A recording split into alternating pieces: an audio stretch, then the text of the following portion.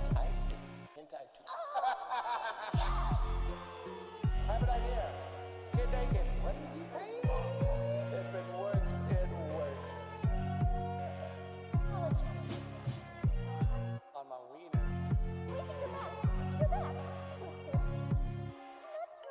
No, you did though. You did though. Remember? Scab, what do you have me making, man? Oh, Scab. Hush.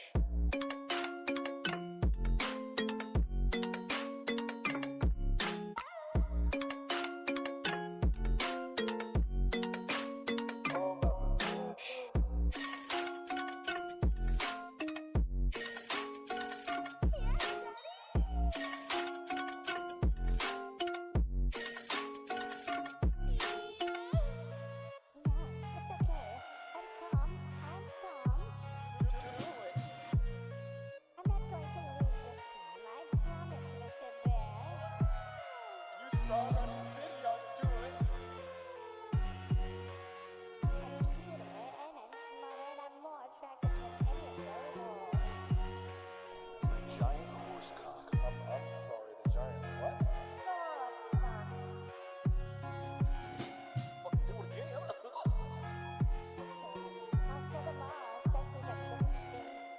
I'm so confused. What am I making? Why is that a bitch? I don't understand what I'm doing. Why is there so many sounds in this beat? What am I doing? What the fuck? Like that? Okay.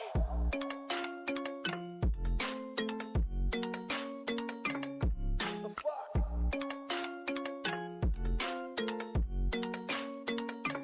Still confused.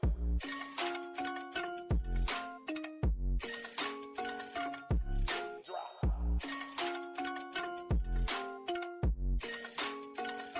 The fuck am I doing? Gerald Kennedy, do solemnly swear that I will faithfully execute the office of President of the United States and will, to the best of my ability, preserve, protect, and defend. So help me God. So help me God.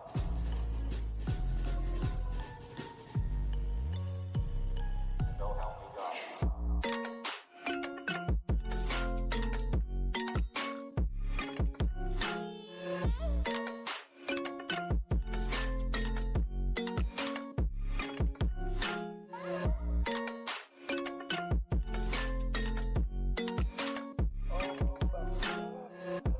I'd like to apologize to anybody who sat through the entirety of this song. I don't know why I made this, nor do I know why Scavenger needed this. May God have mercy on both of our souls, and I am deeply sorry. I, John Fitzgerald Kennedy, do solemnly swear that I will faithfully execute the office of President of the United States and will, to the best of my ability, preserve, protect, and defend. So help me God. Does Samuel Dutch like anime? Yes, I do. Hentai too. I have an idea. Get naked. What did you say? If it works, it works. On my wiener.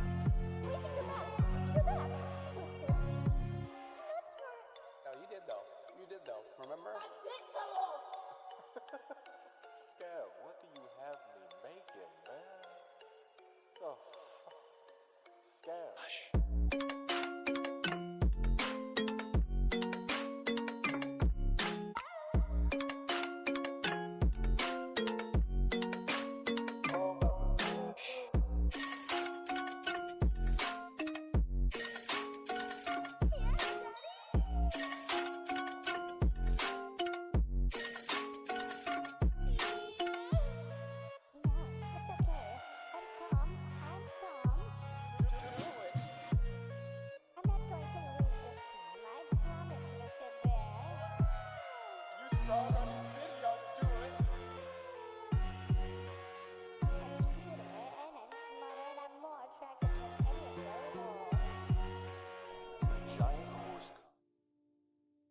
All right, hey, what's going on, everybody? Welcome. I am here.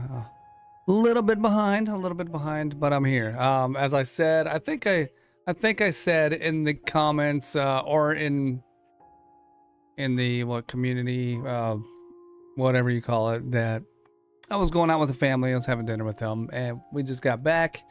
I'm here. Dinner was great. Went to a steakhouse. Love me some steak.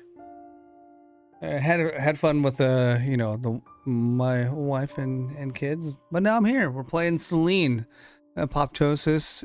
If you're watching this, and you didn't watch the stream last night, I recommend it, or at least playing the game yourself. This game so far is amazing in my opinion. Hey, what's going on, Supreme Creep? How you doing?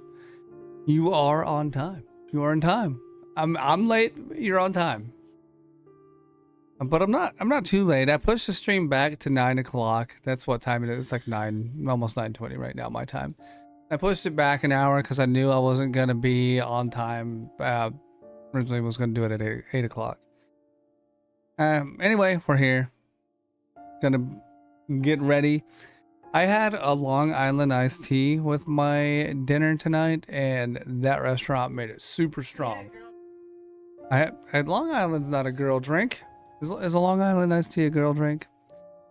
Is that a lady's drink? I don't think it is. If it is, then you can call me a lady because I love a Long Island iced tea. Anywhere I go, if I'm going to a restaurant, I'm ordering one of those. I don't care. I don't care. I don't care. Call me what you want. I'm getting my Long Island iced tea. Anyway, my wife's teasing me for getting one. But whatever. That's a strong ass drink.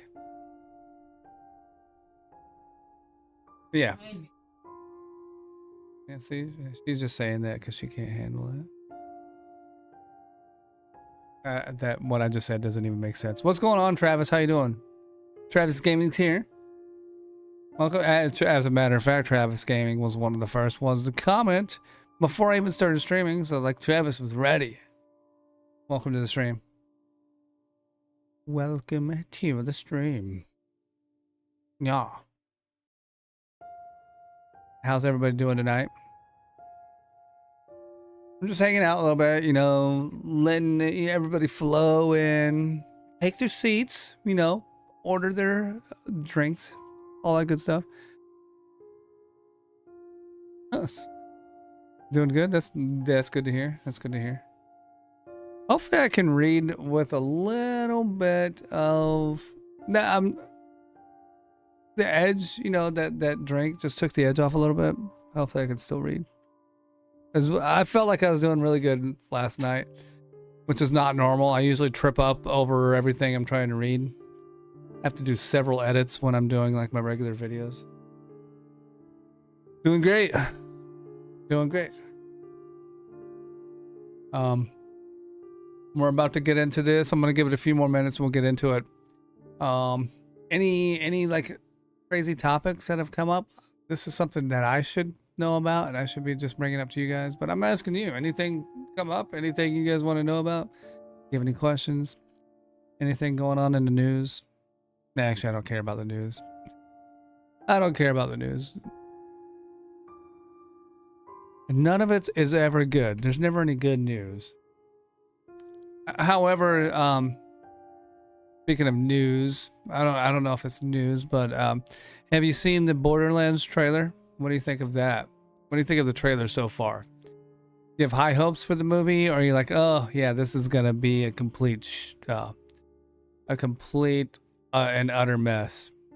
What are your thoughts?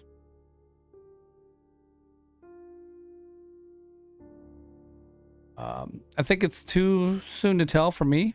I'll just give you my opinions. You can tell me your thoughts if you want. I think it's too soon to tell for me. However, basically, right, Supreme? You can never have any high hopes anymore for anything that comes out as far as entertainment. The one thing, there's actually two things that I'm kind of not okay with, and it could just be me, but the casting, whoever did the casting, yeah, I'm not sure. I don't think Kate Blanchett is the right person for the Siren. I can't remember if she had a name or not, but Kate Blanchett is like, well, I'm gonna call it what it is. She's old. she's no. I mean, she looks all right, but no. And then Roland's like this big guy, muscular built, and Roland is played by Kevin Hart, the tiniest guy in Hollywood. I mean, who's smaller than Kevin Hart? Maybe Danny DeVito. Looks like a meme cast. Yeah, you know what? You're right. Just a whole meme cast. Like, hey, how can we ruin one of the best video games of the 21st century? How can we ruin one of the best franchises there is? My wife's over like on her bed getting attacked by all our dogs right now. Yeah, I agree. Like a total meme cast. I like Kevin Hart, kind of, sort of. I mean, I liked him more. I always tend to like comedians more before they just go big and sell out. And then as soon as they start doing a ton of big movies and whatnot, then their comedy kind of goes downhill. When are they going to release a Summertime Saga update? It's funny you should ask, because I checked on the status of Summertime Saga yesterday. We're still at 80%. And here's what's irritating. Oh my God. Okay. My wife may be getting eaten by a dog. I don't know what's going on. Anyway, Summertime Saga. What can I say about it? They're only at 80%. I feel like for the past 2 years, the status of that game has been stagnant at 80% completion. Maybe longer than 2 years now. But the biggest thing that I kind of have a gripe about with that is that if you want any updates on Summertime Saga from the developer, you got to pay him money first. I cannot stand that. As much as I like the game and I want to play more of it and I want to play the updated game when it gets released, I really don't want to support the developer. Because I think at this point it's greed, and the stagnation is due to greed. I could be wrong. I don't want to say that and just sound like a complete ass and be wrong, but that's kind of how I feel. They are collecting that Patreon money. That is for sure. And I kind of feel that way, that a lot of developers will delay progress on their games because they can continue collecting with empty promises. Just draw out that income as much as possible.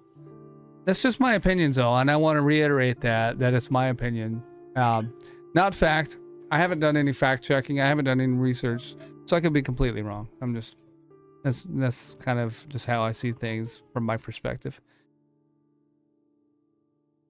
You have a friend, Dev, who was invited into a Discord, and they were talking about how games delay their updates. Oh, so okay. Well, that's unfortunate to hear. There's another of what? I didn't. Yes.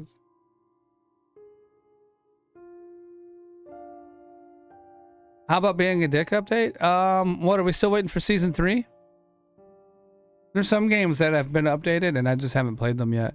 I forgot what I was initially about to say, but yeah, I haven't been following being a dick's updates lately. Just whenever I notice that season 3 is out, I'll jump back into it because that's a great game. And that's all I'll say about that. I won't get into the deep discussions on the developer of that game or anything else that I may or may not know about. Oh, you played season 3. It's like it's like chapter 1. Hold on. Season 3 is like chapter 1. I kind of want to. I don't know if that's good or bad because I kind of want to play games that are reaching an end state. Okay, I haven't played season 3 yet. I'll play it eventually, and I hope it's not a letdown because it's like it's just climaxed at the end of season 2, like to a point where like, oh shit, I gotta play season 3. So if it's a letdown, it's gonna be a bummer. There's another game I was thinking of, and now I can't remember. It slipped my mind. But you know, they're neither here nor there. Season 4 is the update. Season 2 ended with for me, season 2 ended with the MC being in Sage's home because she was going to ask for money or something to help out. Not Josie, Maya, right? Or they were gonna try to help Maya out, and they ended up in Sage's house. And then the MC sees a picture of the family, the Sage's family, and that season 2 ended there. I got that right, correct? That's how season 2 ended. It may have ended differently depending on the choices you made. I don't know. We'll go.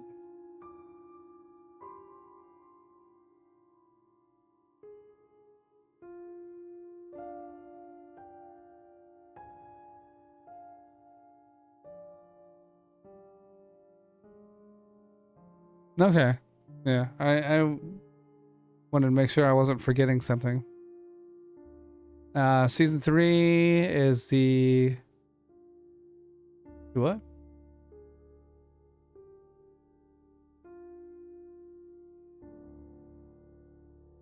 Season 3 is the character's birthday.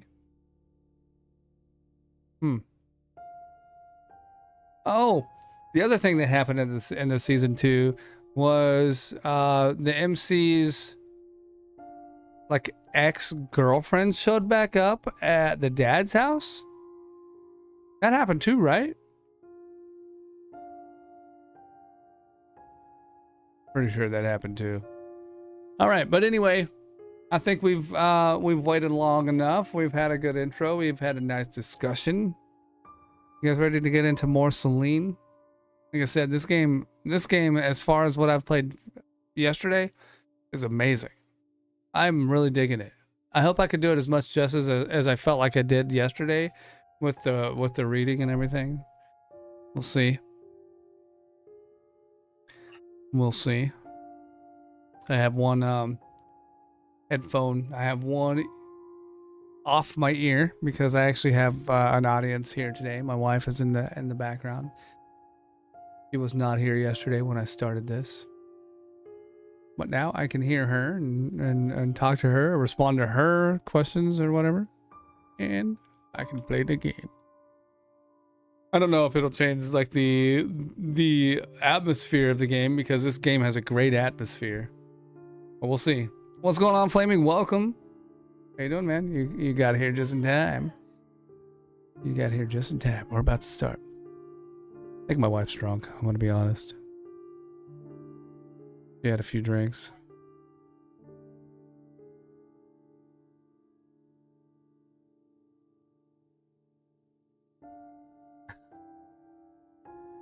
All right. I'm ready. We're loading the game. We're loading in. And actually, before I do that, I'm going to go to settings, make sure I have streamer mode still on. Shouldn't be a thing because I didn't download the 18 plus DLC.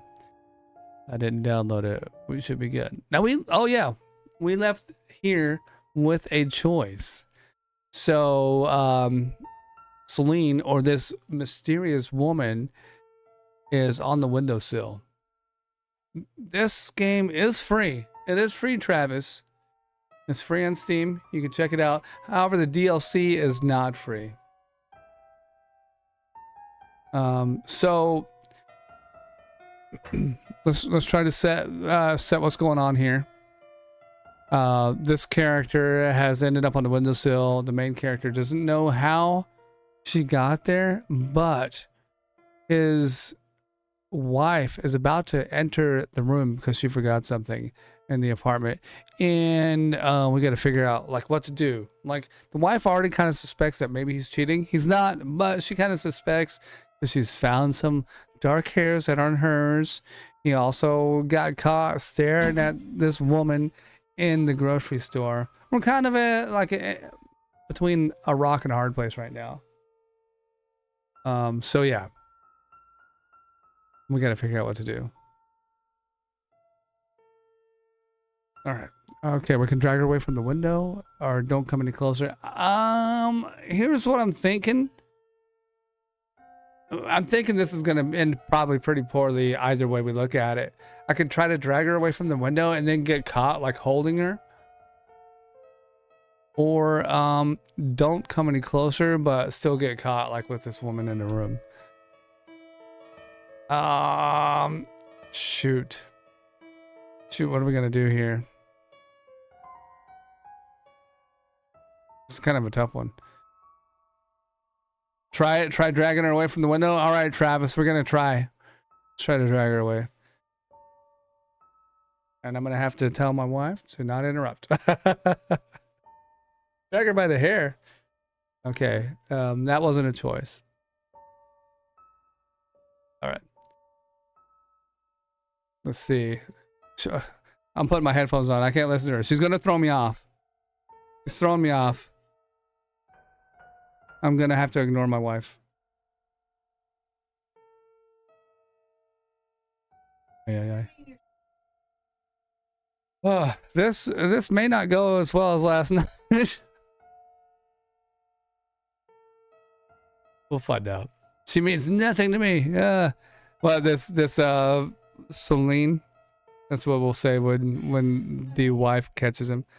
What? Yeah. This stream is not going as smoothly as yesterday. All right.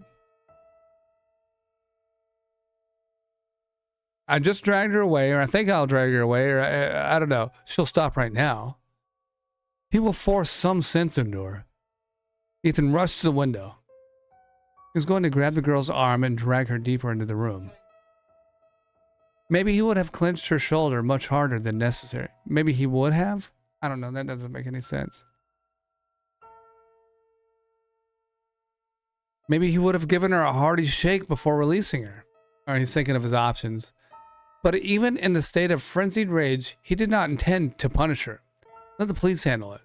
It's their job after all. Moreover, he wasn't going to get on top of her with his whole body, pressing her against the glass. But he did just that. Exactly what I thought. He got himself in a worse situation. I'm going to thank you for that, Ethan. Or I'm going to thank you for that, Travis. Ethan is the name of the character in here. Okay, Ethan failed to see how this happened. I know how it happened because Selene's tricky that way. It was as if someone rolled the clock forward and in the missing stretch of time replaced the thing he intended to do. All he knew was his right hand already clutched... Jesus Christ. Okay, let me try to read this again.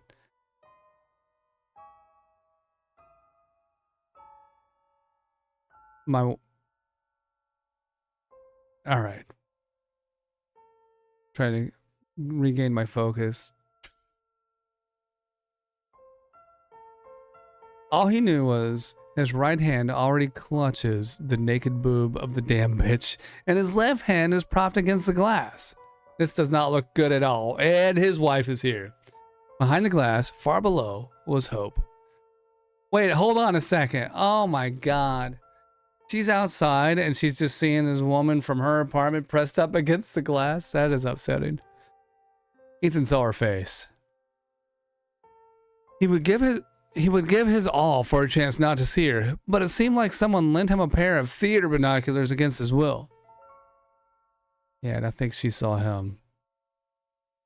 Ethan saw Hope's blue eyes turn glassy and her mouth opening as if she wanted to say something, but couldn't find the words.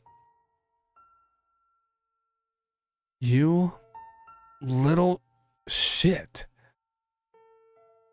He did not even have to pull his hand. Wait, he did not even have to pull his pants up or lift up the helm. I'm having trouble with some of these sentences because I don't think they're worded properly. He did not even have to pull his pants or lift up the hem of her dress. All this happened as if by itself. Did it say down? Maybe I can't read anymore. When he finished, hope was gone. His shallow, frantic breathing surged in his chest and just wouldn't calm down. Ethan was crying, silently and without tears. And then the girl's neck turned counterclockwise, crunching all the while. That doesn't sound human. Ethan had a momentary thought.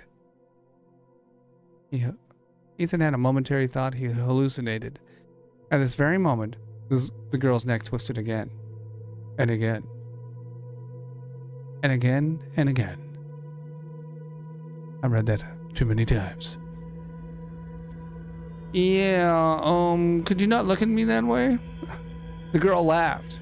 He saw her wide smile right in front of him, though she was still lying belly down on the windowsill. Her hand was no longer covering her mouth.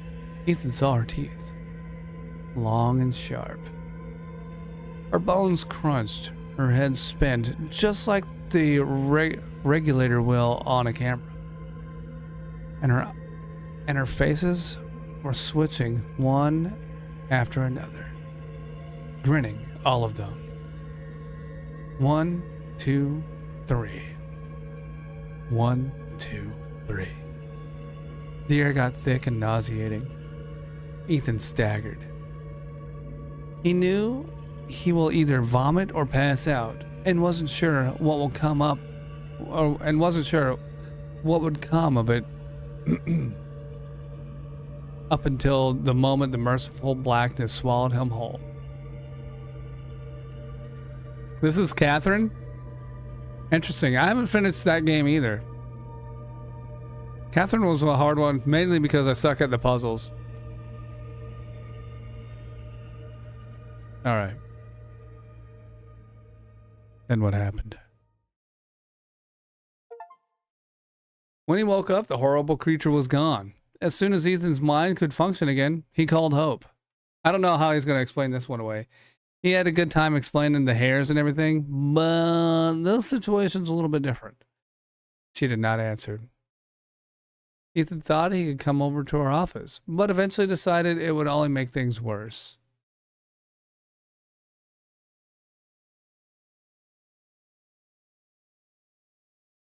Yeah. Hope returned sometime between late night and early in the morning. The skin on her cheekbones was taut and almost transparent, and there were deep shadows under her eyes, as if she hadn't slept in a long time. I don't know, Travis. I don't know. She smelled of strong alcohol. Ethan went out of the dark room to her. He didn't sleep and didn't turn on the light either. Things that lurked in the dark, real or imagined, no longer frightened him. He even wished that something he had been dreading for the past month, he finally could name the feeling he had, would come out of the greasy blackness of the shadows and snap his neck. But everything in the apartment was mockingly calm, except for Ethan himself. Hope stared at him in silence, swaying a little. Instead of pupils, she had dark holes. I've been thinking a lot about what I would say if you came back. What I can say. Hope's face showed no emotion. It seemed like she didn't even blink. Anyway, I realized that I can only tell the truth, no matter how crazy it sounds. If I try to cheat, it only gets worse, right? Ethan gave a short, nervous laugh. Anyway, Ethan had plenty of time to think about what he was going to say, but he still didn't know where to start. Some time ago, I don't remember exactly, I started seeing a girl. Who is she, Ethan? I don't know. Is it Sophie? Who? Sophie Wolf? Your student from that online course on... Hope made a vague gesture with her hand. Movies from the late Victorian era. Ethan didn't know why he said that, but Hope obediently repeated it in a flat voice. I remember you were really impressed with her. You always liked smart girls. And this one was also beautiful. Hope, this isn't what you think. Think? Who says I think? Thinking's too painful. Wait, hold on. Ethan disappeared into the room and came back a few minutes later. The darkness of the hallway was diluted by the light of the screen. Hope covered her eyes with her hand, either from the brightness of the screen itself or because she didn't want to see whatever there was. What is it all about? Here, look. It's Sophie Wolf. On the screen, in fact, was a profile of Sophie Wolf, his student. On the photo, Sophie was squinting, either from the bright sun or because her curly red hair was getting in her eyes. A small brown-haired girl snuggled up to her with a shy smile. They're a nice couple. If I remember right, they had a wedding this year. Then, who is... I don't know. And honestly, I don't care. I just want her out of my life, but this bitch follows me. Well, she used to follow. But now I don't think I'll ever see her again. Is it good or bad? Hold on, guys.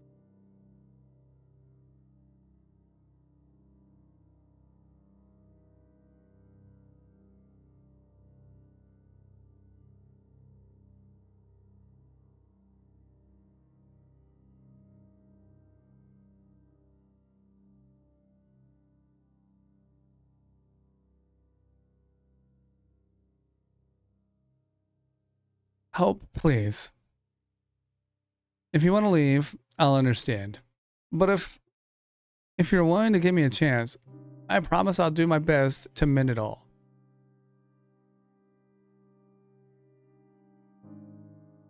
He couldn't really promise, but he was too eager for the nightmare, real or imagined, to finally end.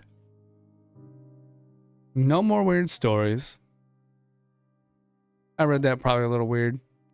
Please, Hope.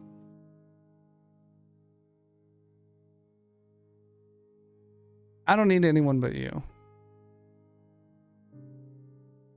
If you can get... He couldn't finish because Hope kissed him. Her bag hit the floor with a thud. The rest of the night actually went fine. Well, even more than that, except for the fact that they were too busy to get any sleep, if you know what I mean. Oh shit, okay. No. At least everything was going okay until the moment when, instead of Hope's face, just for a moment, Ethan saw... Yeah, we saw what he saw. Something crazy, something I would not, recommend sleeping with unless you're into that kind of thing. But who knows? I don't know what you guys like. He couldn't tell her. He mumbled something about not feeling well and collapsed on his back, panting. Oh, that. Yeah, you're right. You're right. No shaming. We can't shame. No shaming here. Maybe she's just feeling ill. Maybe she just hasn't had enough sleep lately. Her eyes are sunken in to the point of non-existence. You know how it is. But anyway, what happened next? He closed his eyes so Hope wouldn't accidentally catch a glimpse of what he saw. Nothing happened. It wasn't real. Yeah, we know. It's fine. She understands, said Hope. That is unfortunate. That's not going. This is not going well for Ethan at all. Everything's just sabotaging him. Something's changed. Ethan sat in front of his laptop staring at the monitor. But what has changed? Let's go to the TV program.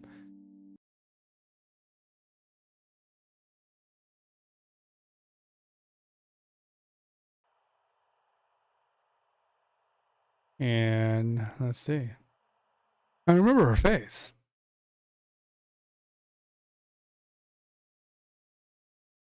Is that it?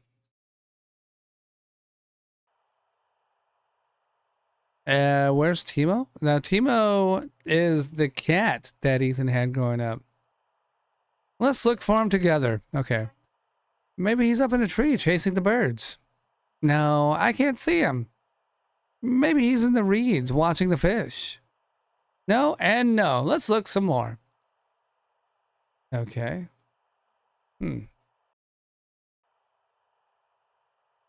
Maybe he's on the roadside under the blue plastic bag.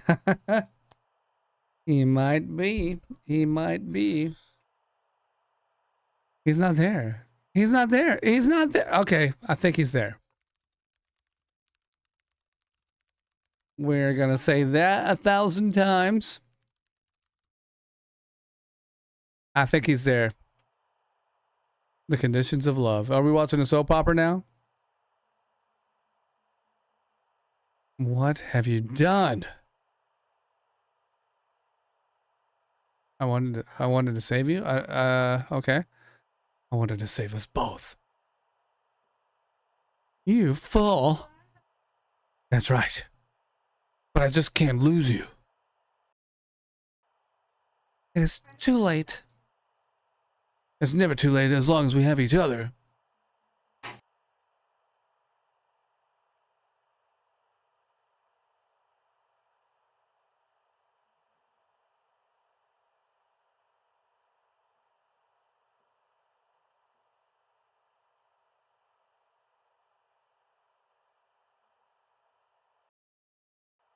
Give me a second.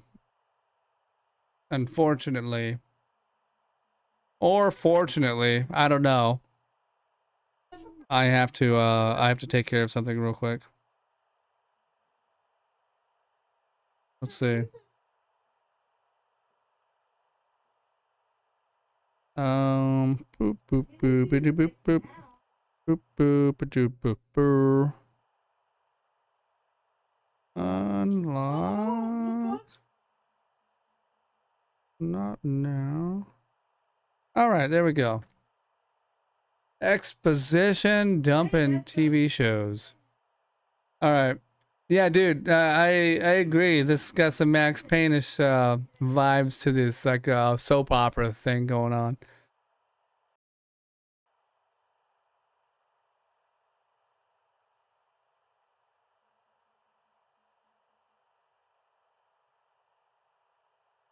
All right, didn't get a notification, but it came in time. Yeah, and I was also, you know, I pushed it back an hour or two, so hopefully that helped. All right, I think we're ready to continue. I've got a few more interruptions than I did yesterday. It's fine. All right. Oh, Elijah. The Conditions of Love.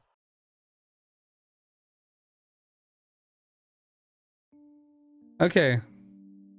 I don't know when I missed this first, like, television, whatever, right here. It's gonna kind of be annoying because it's like this one thing, and I'm sure I just didn't notice it when it popped up.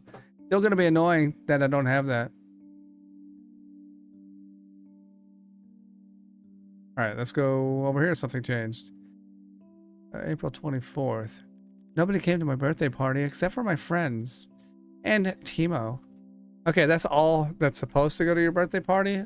Maybe some family too, but Mom said I'll get real friends when I'm older. I think I already read this before, didn't I? My friends are real, but I'd still love to have some to hang out with. Okay, he doesn't have real friends. They're all make-believe. Interesting. Do I need to go into some explanation? I can go into some explanation before we continue. All right, so we got this guy, Ethan. Hold on. We got this guy, Ethan. In the beginning of the story, he was like, he had writer's block or something. He was trying to complete something for like a client, but he heard it was like raining, it was stormy outside, and then he heard some tapping or something on the door. He opened it up, there's a stray cat. Now, in place of what you would see as a typical stray cat was like this cat girl, who goes into his apartment. He's kind of like infatuated with this cat.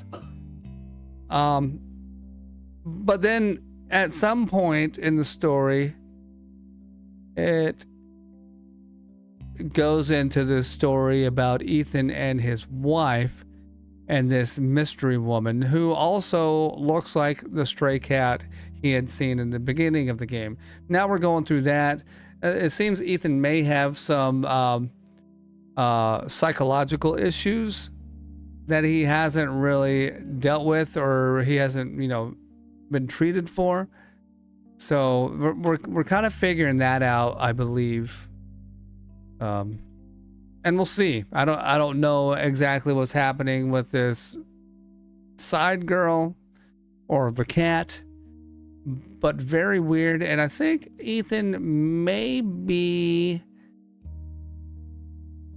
a bit of I don't know. I kind of am leaning towards that he has these blackouts or whatever, and he may be some sort of serial killer or something. I don't know.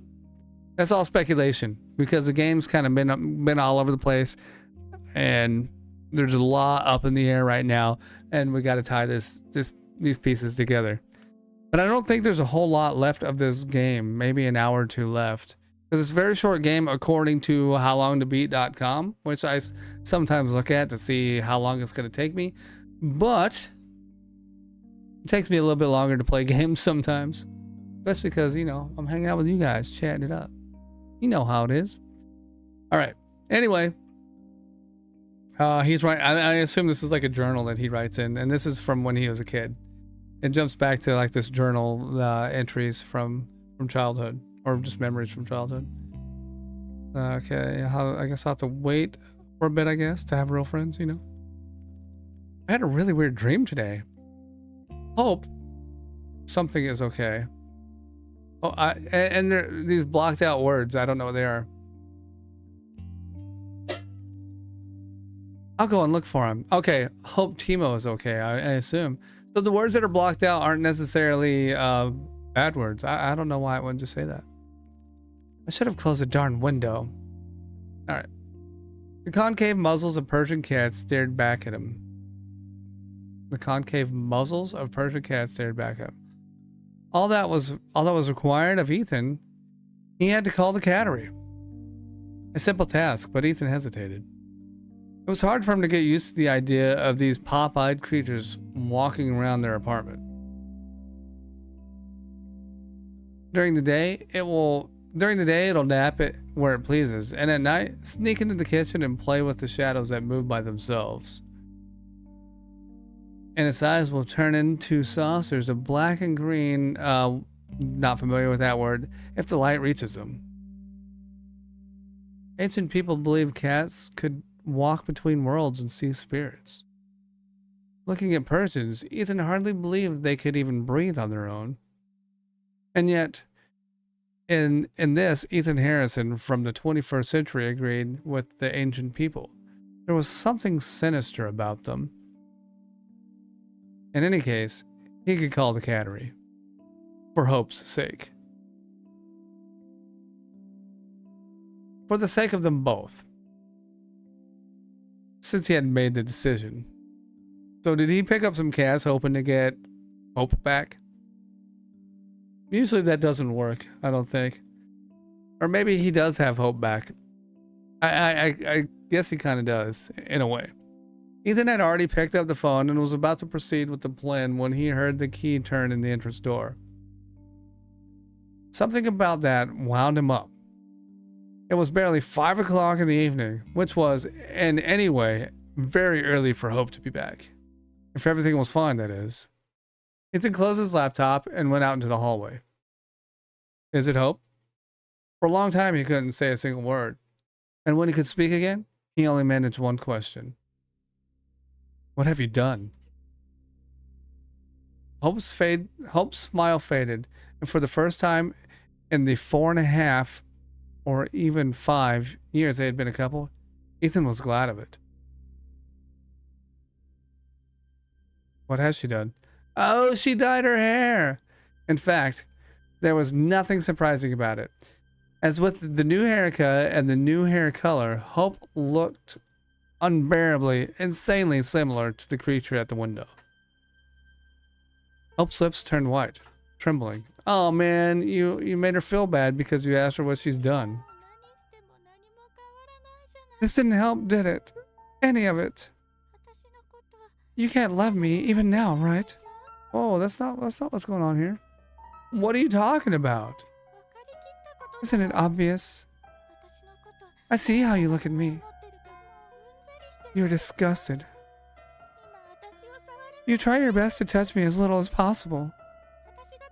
No matter what I do, no matter what I try, it doesn't help. Admit it, you never loved her. Wait, what? Her? You didn't, right, Ethan? She was convenient, and that's about it. Like, Ethan hasn't even cheated. He's just been caught in some bad situations. Shit makes the flowers grow. Your flowers grew so much, didn't they, Ethan? Didn't they? Ethan would never hit his wife. More than that, he would never hit a woman. But that spoke to him. But what spoke to him was neither his wife nor a woman. It was a nightmare incarnate that bared its long, sharp teeth and came to take away his right for a second chance. Or so Ethan thought at the time. Oh my God, no. No way. The punch turned out somewhat pathetic. But you have to take into account that wife beating is not a fairground attraction. When you hit your wife properly, a mark does not fly up onto the highlighted sign. A good one. The highlighted sign, a good one. Although this was only indirectly related to the early Renaissance. Ethan had expertise in the matter, since his old man's fist used to itch often. If there was something like that, he would know. However, if any sign could light up at that moment, it would say something like, "You're scum, Ethan." Yeah, that is not okay. I didn't think it would turn out that way. I didn't think he would do it. I didn't think Ethan had that in him. He kept repeating that even after Hope stormed out of the door in tears. She dyed her hair for him, trying to do whatever repair she could with a marriage that's in shambles. And what does he do? He takes it out on her and blames something that's not even there. That's kind of unfortunate. Ethan barely remembered the following few days. Something seemed to be happening. Some people called him. He himself called a lot. He called Hope. Hope wasn't answering the phone. Obviously. He knew this would happen. Every time he dialed her number, he knew he'll end up listening to the voicemail signal. It became something of a ritual. He would wake up. Sometimes it was light outside, sometimes dark, but more often it was something gray he neither could nor wanted to identify because of the drawn curtains. He'd call Hope. Hope wouldn't answer the phone. He would go to the kitchen and turn the water on. He'd watch the silvery twisted stream break against the sink for a while. Eventually, he'd put a cup under the stream, fill it to the brim, drink.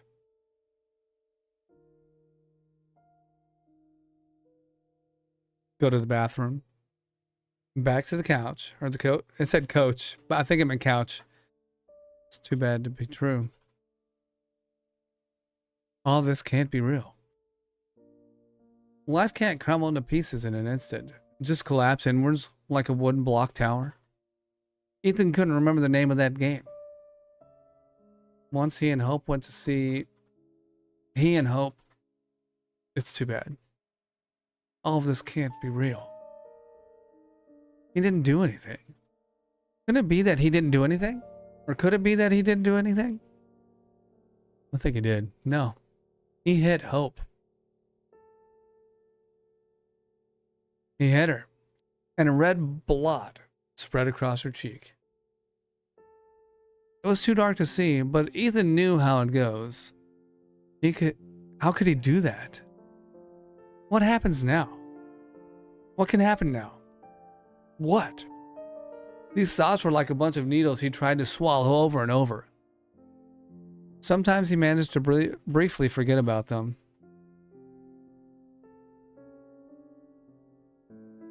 It would happen when he woke up in the gray timelessness, looked at the dirty white ceiling, and didn't remember who that Ethan Harrison was.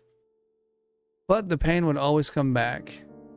He had a bunch of needles in his throat, and no matter how much he drank, or how much water he drank, he couldn't get rid of it. Hope's father shook him up a bit. Not in the sense he could have done it, grabbing a hold of him, lifting him off the ground.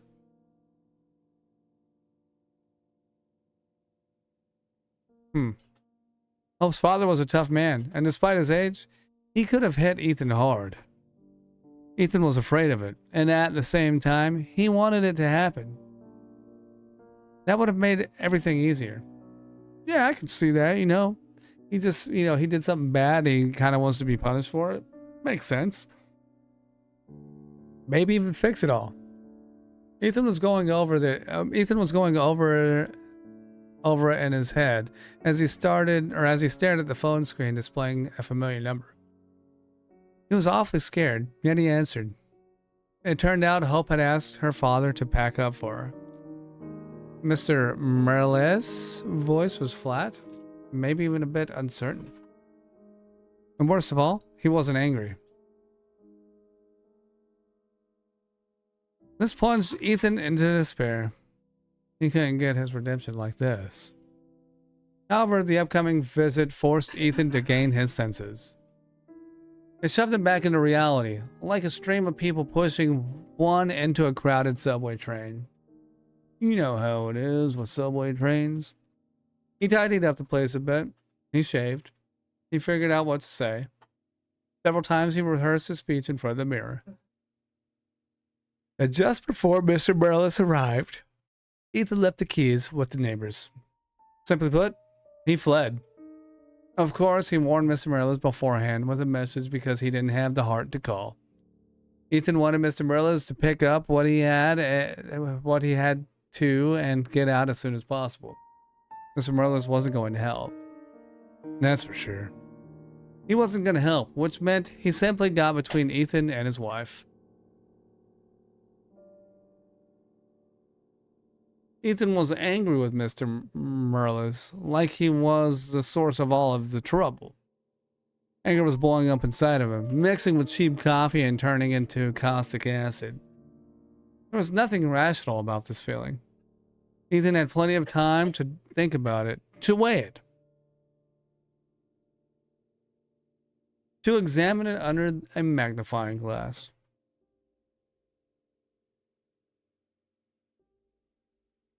He was sitting in a small cafe on the corner of the street until the streets got dark. He would have stayed there even longer if a waiter hadn't come to his table to tell the place was closing. Okay. Ethan nodded absently and asked for a moment to use the bathroom. Again, there was nothing rational about being angry with Mr. Merles. And to be honest, it was pathetic. Just like hitting your wife and then running away not to face her father. You're scum, Ethan. Worthless scum. Ethan turned off the tap and stared at his reflection in a large mirror. A few drops of water trembled on the tip of his nose and chin. Uh-oh. Now, that was a proper punch.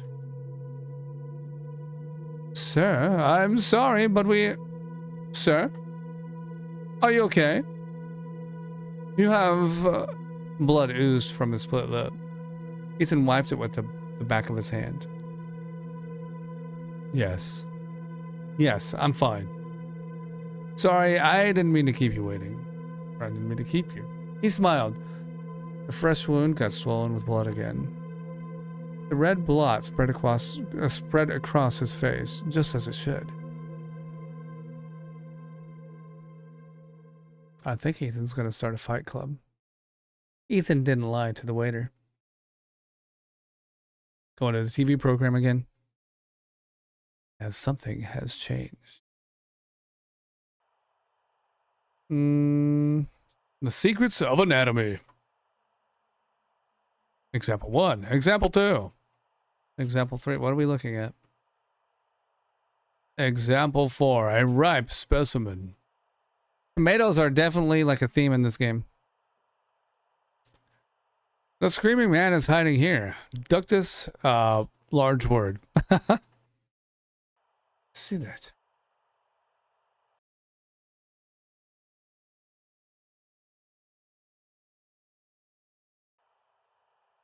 Oh, we're in Happy Dreamland now. Mary is a lamb. Johnny is a tree. And who's a little liar? Okay. Nice, I like Happy Dreamland. But who is a little liar? Do I have to figure that out? I don't know. I just don't know. Ethan didn't lie to the waiter. He really was fine. Maybe not in the same manner as before, but the gears in his head were starting to move again. They were starting to turn. When he got home, Mr. Merlis had already left. Turned out that he didn't even take the keys from the neighbors. At first, Ethan assumed Mr. Merlis could cancel the visit, but as soon as he opened the door, his doubts disappeared. A strong, unfamiliar scent was filling the hallway. It could be Mr. Merlis' cologne. Of maybe the smell of the apartment itself, with Hope's presence faded away. Mr. Merlis must have taken his daughter's keys. Somehow the possibility never crossed Ethan's mind before. He drew the air in through his nostrils and suddenly left, as sharp and clear as a dream he had days ago. Something was going to happen. Ethan looked around the empty, dark room and reached for the phone. Was it to perform the ritual? Or was he hoping something would go different this time? Short beeps. That's him dialing, I assume. Ethan thought it was safe to say something was already happening. He only had to figure what and where.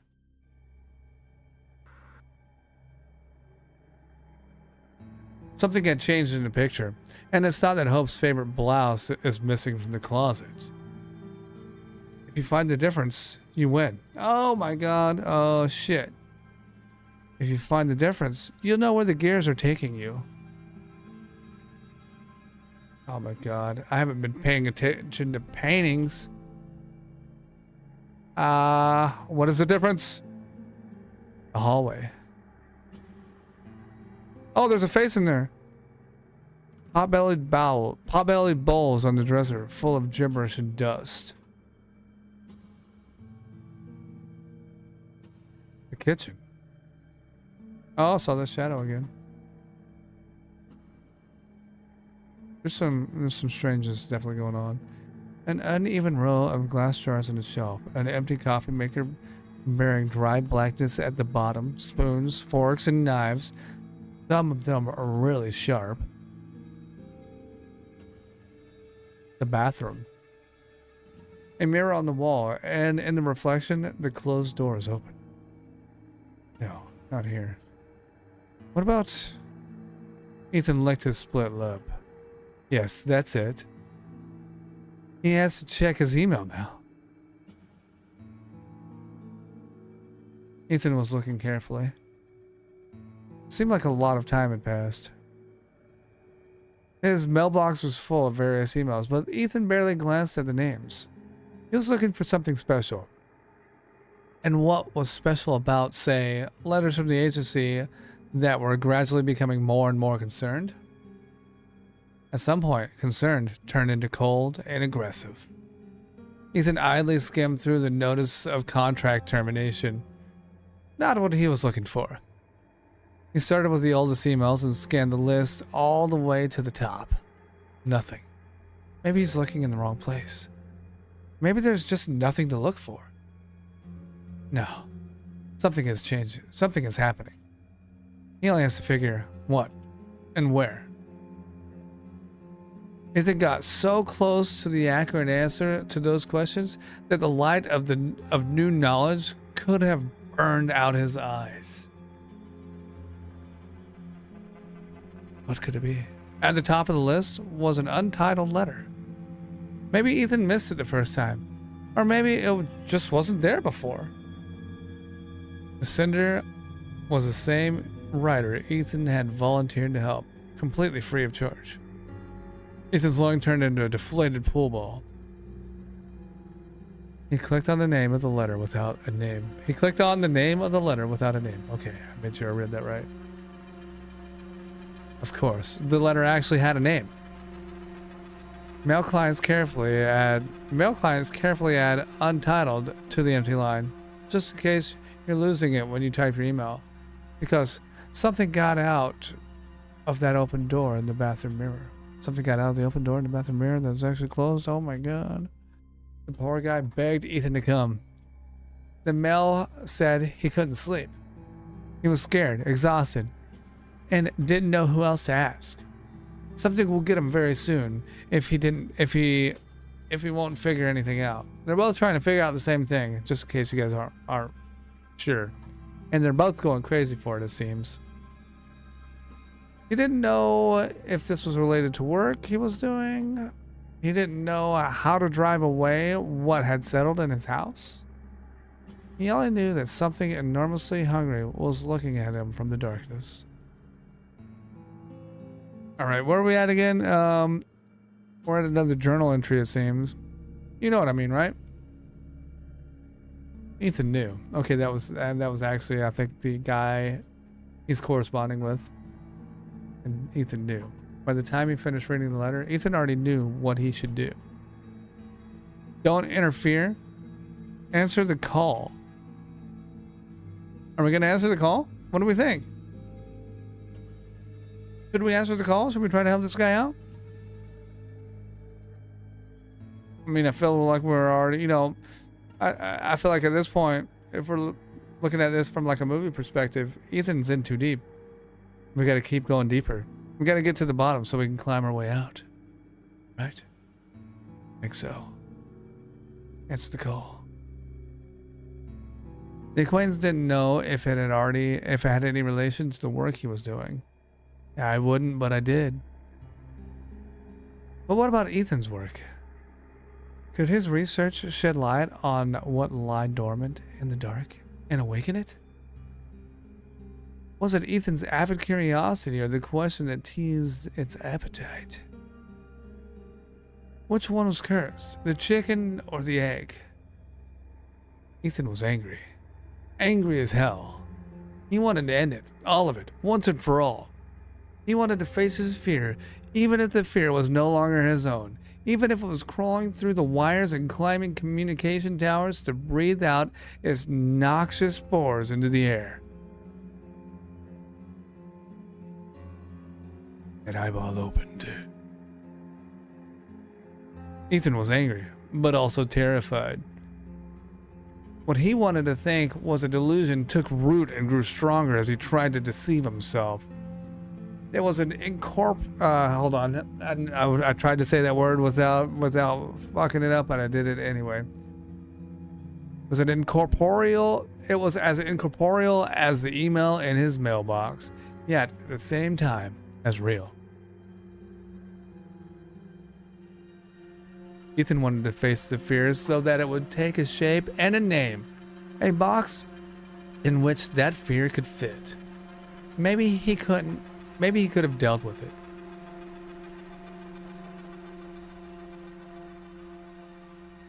That's why Ethan got behind the wheel of his old sedan. He wasn't doing it for the rider who was tormented by shadows. He was doing it for himself.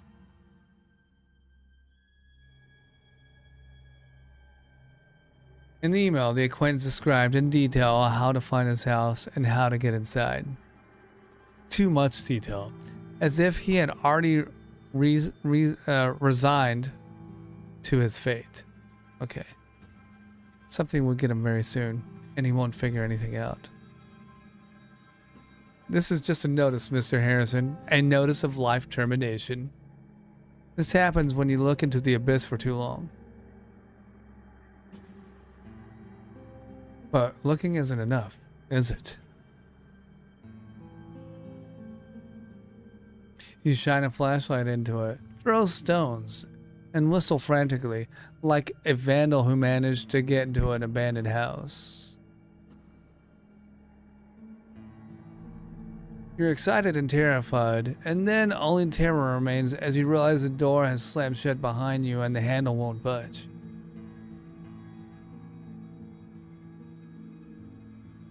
This thought made Ethan speed up. And then, just as abruptly, to hit the brakes. The wheels let out a short, hysterical shriek.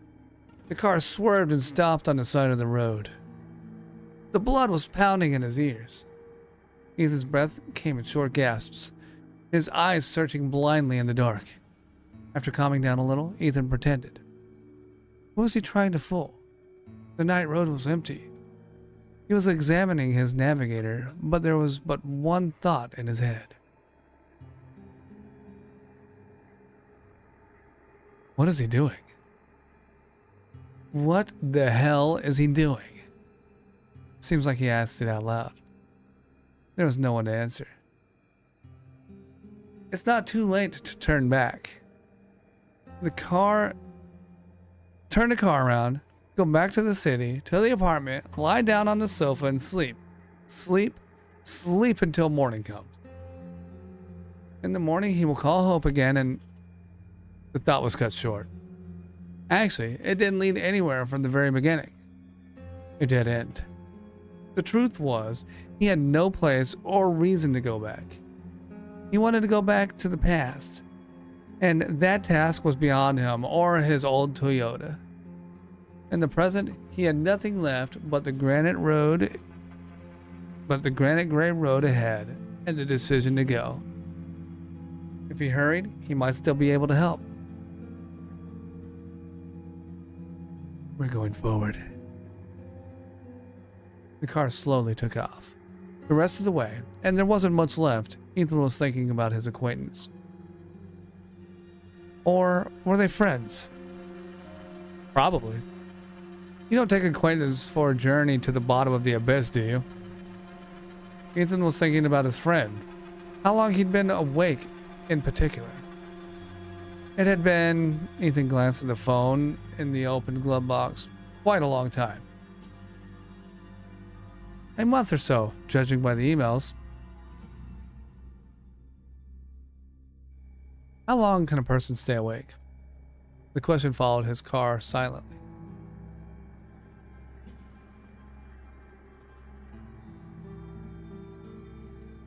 Ethan drove into the suburbs and turned the car around on Deputy Road. The 25 miles per hour speed limit road sign at the bend of the road seemed as white as an old boat.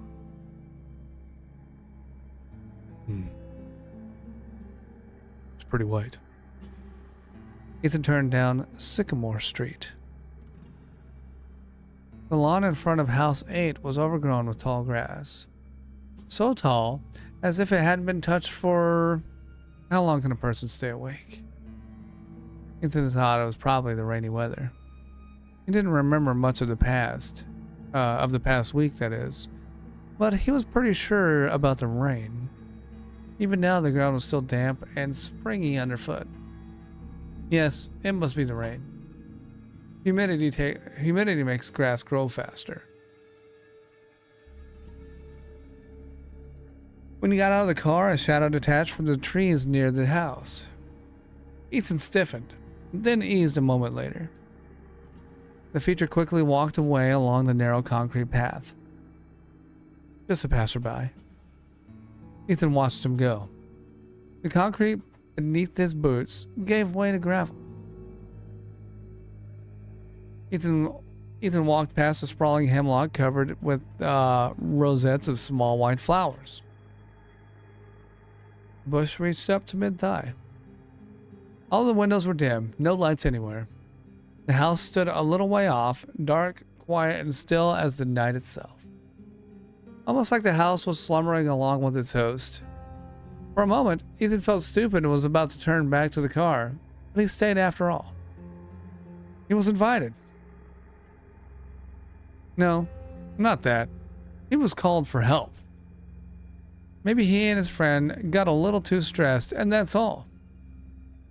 Induced delusional disorder in all its glory. Maybe Ethan was desperate to be needed, so he jumped at the chance to be someone's savior. Perhaps his unfortunate friend had finally fallen asleep, and disturbing him was a bad decision overall. Well, Ethan was fine with that. He just wanted to make sure everything was okay. Ethan firmly knocked on the door. No one answered. Neither the first time, nor the third.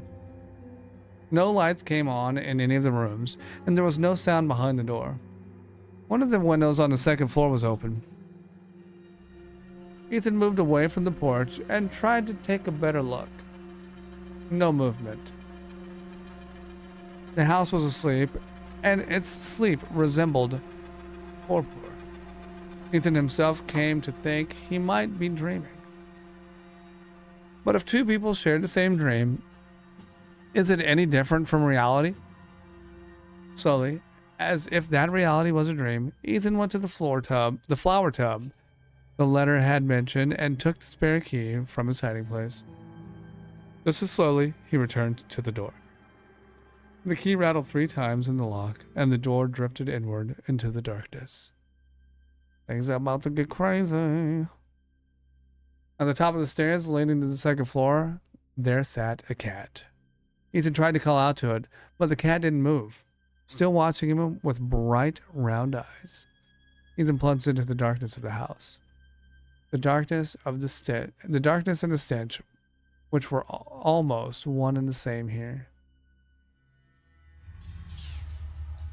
And here's where the goosebumps set in. The smell, unbearably thick, dense, wrapped the house in suffocating shroud. Not just a suffocating shroud, suffocating one. I might be. Ethan tried to think about where it was coming from. Instead, he thought of Selene, or rather, her dark counterpart, Kate. What is her Kate? I don't know. We'll look it up later. My mythology is a little rusty. The ancient Greeks believed that she appeared in the form of a dog. But dogs were sacrificed to her, weren't they? Better turn the light on.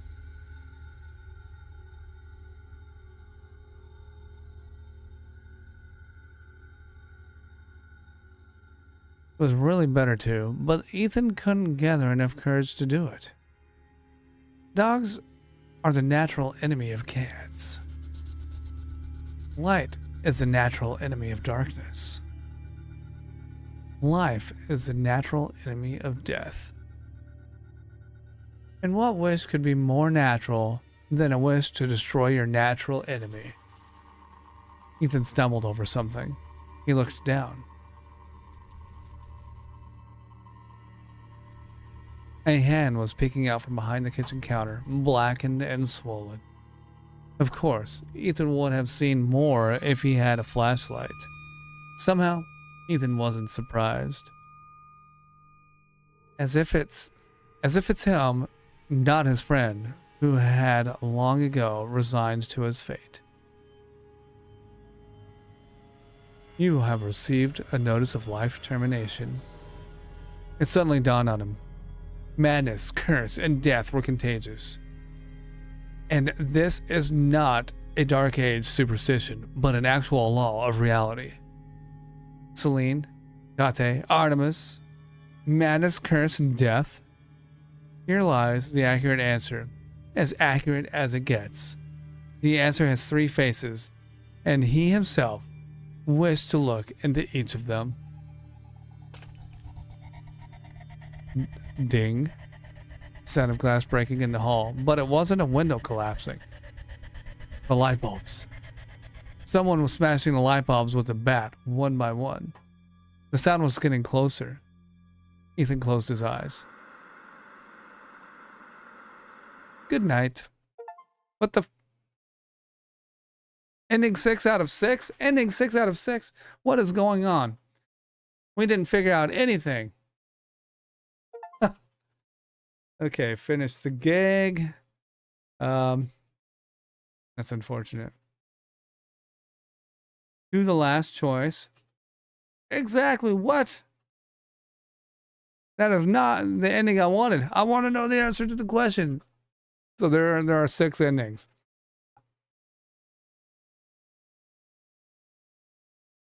Hold on. Let's see. Something changed. Let's go to the TV. That is not okay. Oh, we're back to Happy Dreamland. This is a good show. I will give you the keys of the kingdom of heaven.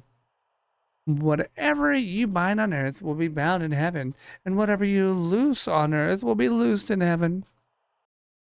Yay.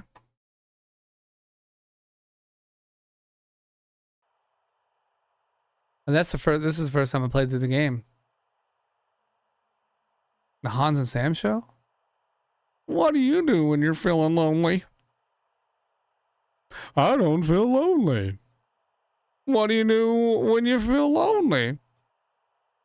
I don't feel lonely. Okay, they're going to say the same thing over again. Something bad happens if you ask me again. What do you do? No. Told you. Okay. The Hans and Sam show. Yay!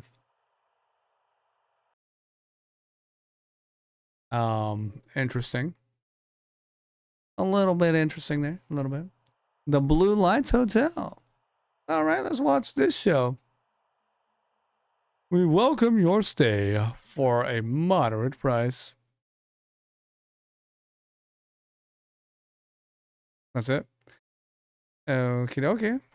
There are several things that I've missed, maybe because I made poor choices somewhere. Now, I can go to the main menu. I don't think my last choice is really going to change anything. It could. We can try it out. We'll try it out real quick. Go to my last choice. Don't interfere. We answered a call last time. Let's just not interfere and see what happens. Sweat broke out in his upper lip. Ethan closed his eyes. No. Ethan said it with a firm clarity. All the following words that came out of his mouth were more and more quiet until his lips moved silently. No, I'm sorry. I can't help. I'm so sorry. He really was sorry. Sorry about his former life.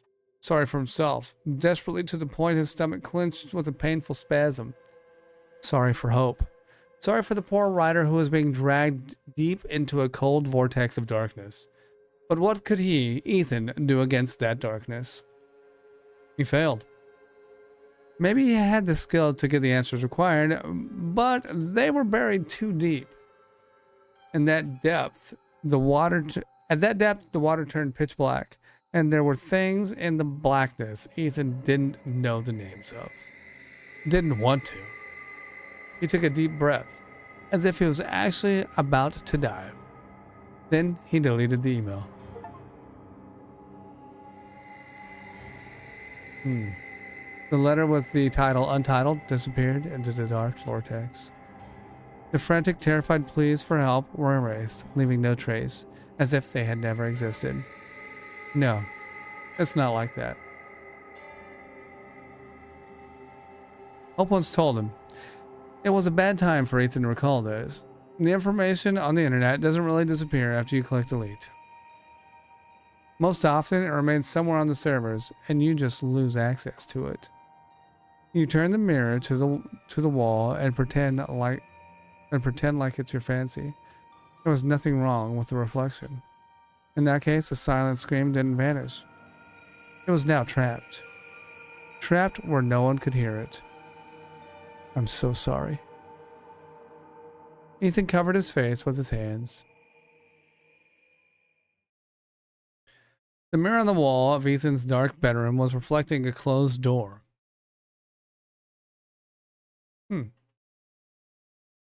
Remember, it was reflecting an open door before, even though it was closed?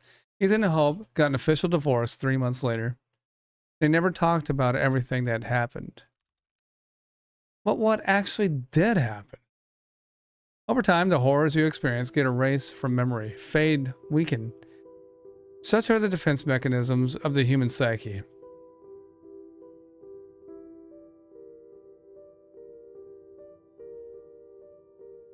Dad loves you and never stood silently at the head of your bed, clutching a pillow in his hands for some reason. Wait, I gotta read that again. Dad loves you and never stood silently at the head of your bed, clutching a pillow in his hands for some reason. Has Dad thought about killing me? Interesting. No, that never happened. That's what the sentence said. When you were 8, Uncle Jeremy didn't take you behind the barn, didn't show you anything, or make you show anything at all either. The grandmother's old wig does not and never has had any long spider legs.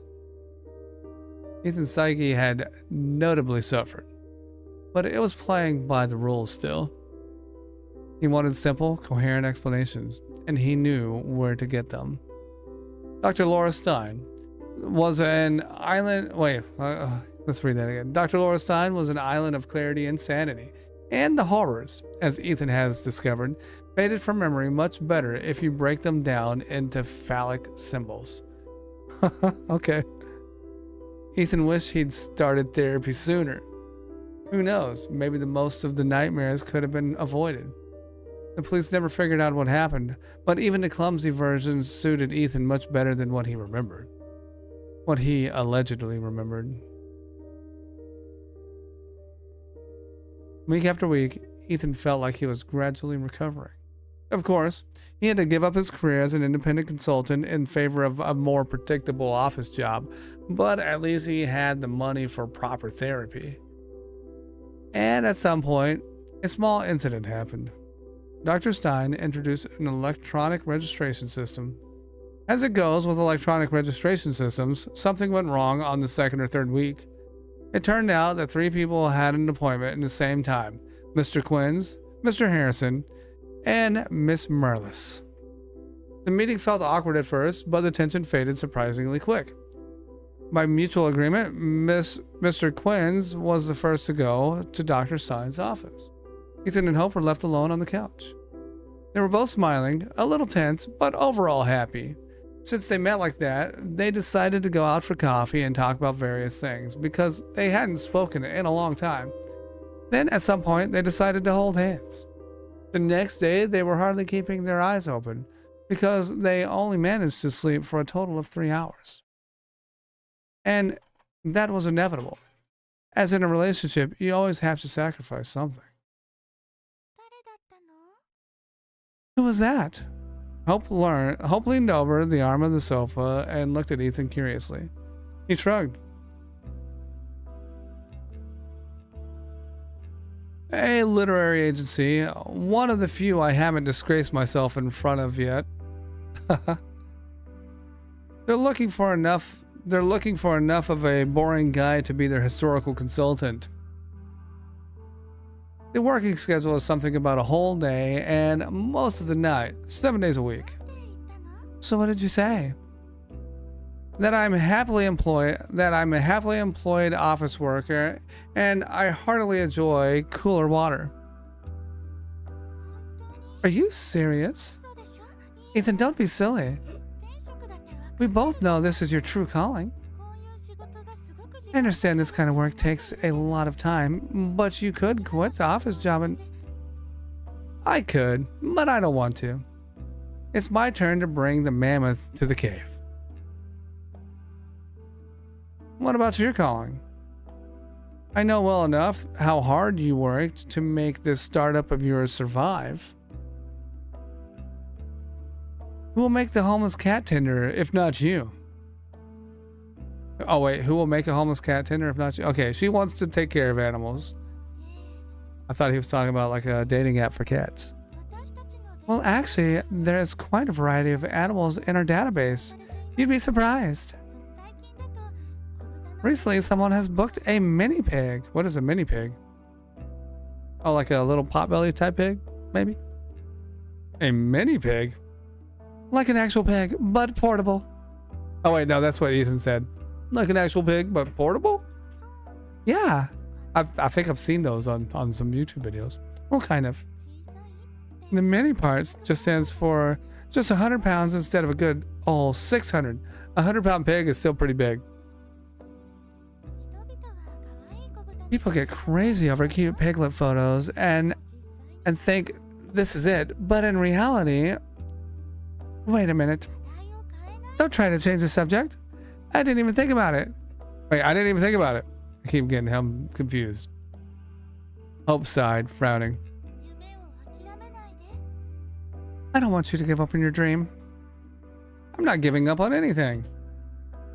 And anyway, I do understand that Miss Merlis won't marry an ordinary office clerk. But I have a plan.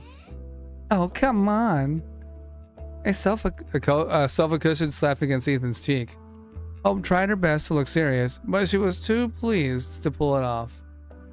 Besides, she was burning with curiosity. What's the plan? I'm writing a book on mythology. Wow. So now you're not only a popular history consultant, but also a talented writer? Guess I'll start getting used to this thought. Ethan grinned. Something of that sort, yes. And what's your future bestseller about? It seemed to Hope, just for a brief moment, that Ethan's eyes became round and shiny pools of black nacre. I skipped that word before, but now I want to know what it is. I'm sure I butchered it. But what does that mean? What is it? The chthonic gods of ancient Greece?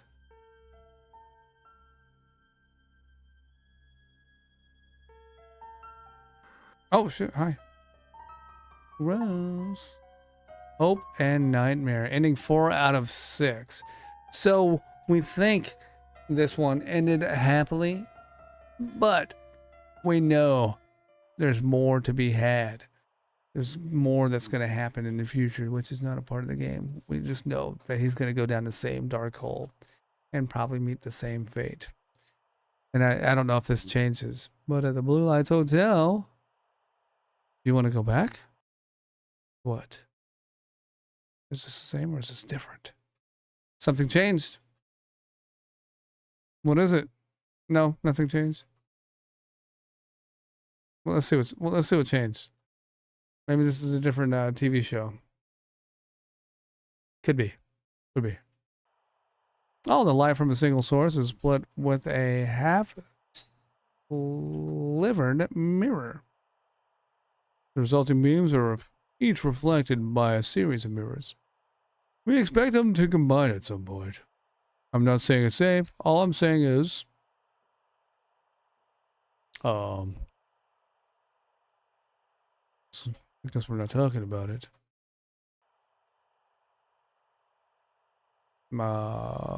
Okay. Sorry. All I'm saying is we're observing the experiment. Kind of good ending. Kind of an uncertain ending, though.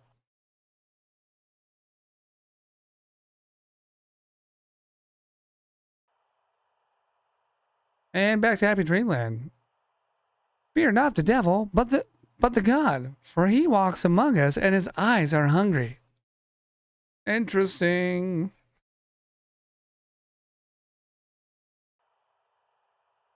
There are mirrors behind mirrors and doors behind doors. Some of them not like the other.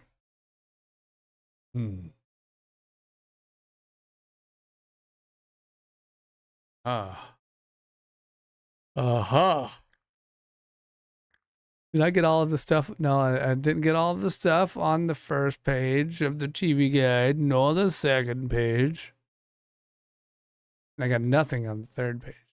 But I feel like number 69 means maybe those are censored and we're not going to see them in the non-18 plus DLC that we don't have. So there's only 2 choices I can make for the last one. Oh, let's go check this out. September 15th. The bus driver saw me. He didn't laugh at me and didn't get mad like Mom. What was he doing? He even allowed me to play in the bus. I wish there was more people like him. Okay. Okie dokie. Back to the main menu. Let's go to the main menu.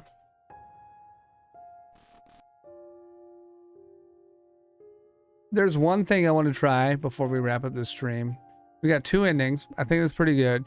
But there's one thing I do want to try. I'm going to start the game over. And you'll see. You'll see. There's one choice I made at the very beginning. It's like the first choice I made. I want to try it. What's happening? I don't remember the game starting this way. Did it?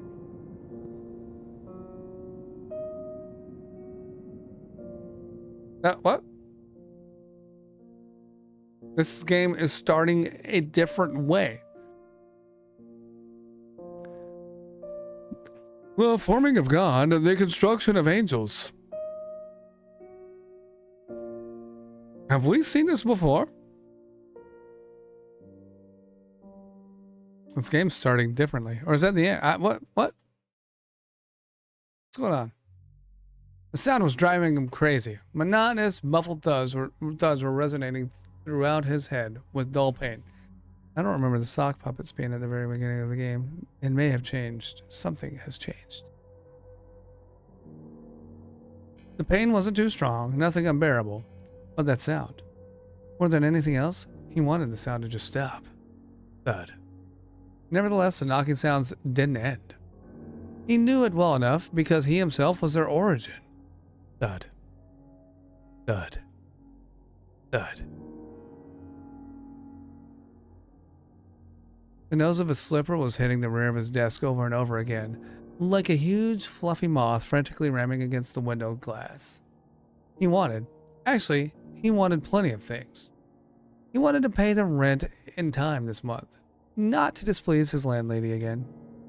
He wanted to finish the script, at least in draft, because a draft is way better than nothing, something one can work with. And he wanted to sleep. No, not quite that. The problem, a serious one, was that he didn't really want to sleep. He leaned back in his chair and rubbed his shut eyes, pressing his eyeballs until dancing pale lights appeared. Of course, he took the sleeping pills. When a healthy 8-hour sleep gives way to a not-so-healthy 5-hour nap, then a 3-hour eyes shut break, then goes away entirely, you stop thinking about how this will impact your liver. You just want to sleep. You need to sleep, especially if you have already taken an advance payment for the first part of a gig and the goddamn text won't just write itself. However, if the text could in fact write itself somehow, he would probably lose his job. He didn't have any illusions in this regard. As soon as neural networks get smart enough, he and dozens of other ghostwriters will vanish into the morning mist of a new era in literature. He didn't have much of a name or connections, only some skill and a knack to meet the deadlines for the most part. The client was content with this, and he was content with the pay, so everything went well until the pills started filling him. Blam! This time the tick got too strong. His foot jerked and hit the board with very noticeable pain. Seemed like he even heard his toes crack. He muttered a short curse and rolled a chair away from the desk, although he knew, now that his attention was not fixed on the blank text file, the tick should go away all by itself. It's funny how the consciousness is detached from the body. He often thought about it, especially while having insomnia. It's like you're working as a team, but your partner starts pulling something. You seem to have common goals, but when all hell breaks loose, you are suddenly left alone with it, and your partner is more interested in watching the fire than fighting it. In the end, you have no idea what's on his mind. Well, at least there won't be any more knocking. Good. A small window at the far side of the room flashed white for a moment. A storm? Now that he thought about it, the day was hot. The viscous, stagnant air filled the room, or it still filled the room, as a matter of fact. This, and the barely audible squeak from an overheated network filter, he became sensitive to such things when he couldn't sleep for a long time, made the entire room seem to vibrate a little, like a cocoon that's about to hatch. Actually, that did sound like a good line. He rolled back to the table and was about to write that down, but paused over the keyboard. He remembered the individual words and the general idea, but the sentence had already slipped away. This time the white light seemed to fill the entire room.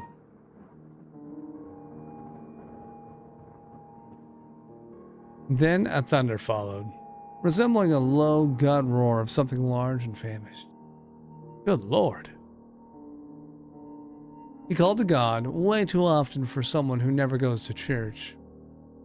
Just a habit he inherited from his mother. A furious patter of raindrops pounded on his window. There's no way he could work like this. Not now. But maybe it's for the best. Since he was a little boy, he slept well during the storms. He had to seize the moment. He groped for a packet of sleeping pills. It's nice to have your working tools at hand. Popped the pills into his mouth and opened the window to hear the steady patter of the rain. Then he went to bed and collapsed on top of the bed sheets, his clothes still on. All right, we're getting there. We're getting to this choice. He could tell by the sound of the water. The water had flooded the windowsill and was trickling down onto the floor. He decided that was a small price to pay. So I felt like the very beginning had a little bit of a change. I could just be misremembering. But this is pretty much the same beginning. I haven't noticed any changes, and if there are changes, they're just so minute I haven't noticed. But I'm pretty sure it's pretty much the same start. When I get to my first choice, though, I'm gonna make a change in that choice to see if anything happens differently. He felt a pleasant chill of cloth beneath his cheek. The wavering haze was gradually fading from the room, yet the sleep did not come. He tried to take off his shoes, change position, take a pillow, cover himself, throw the pillow away to the other side of the room. Nothing helped. He just laid there with his eyes closed and thought his closed eyelids felt heavy. He knew it was an illusion. All in vain. He's not sleeping. He can't sleep. Thud. At first he thought he was imagining things.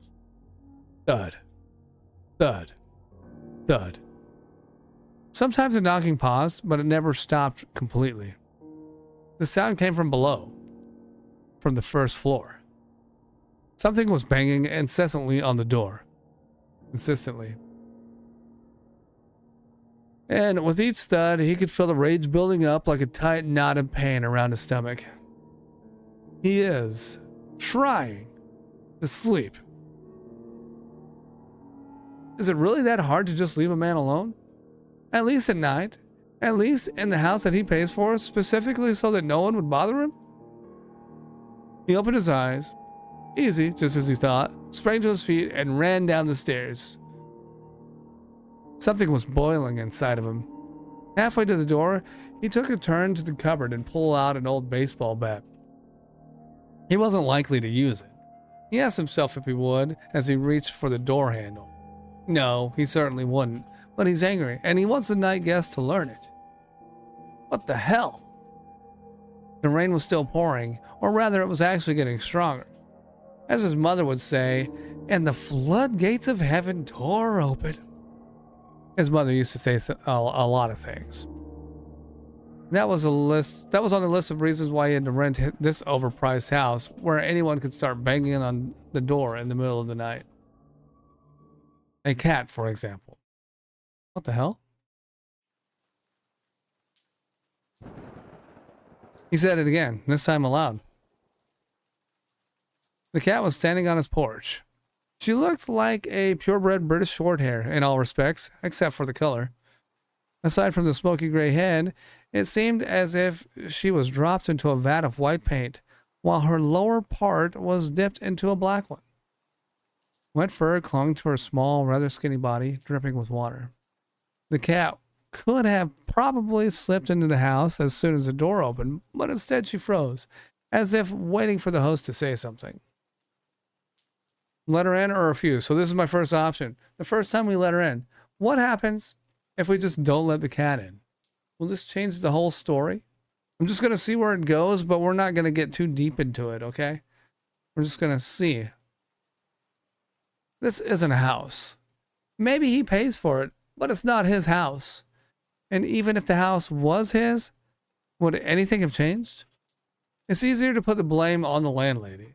The landlady would have a fit.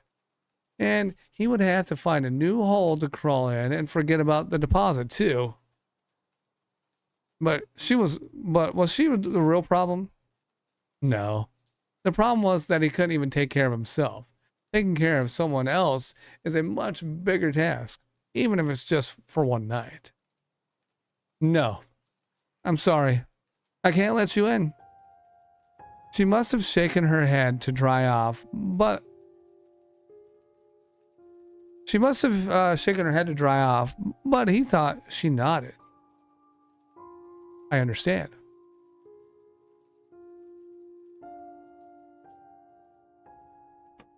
When the door lock clicked, he felt a pang of guilt.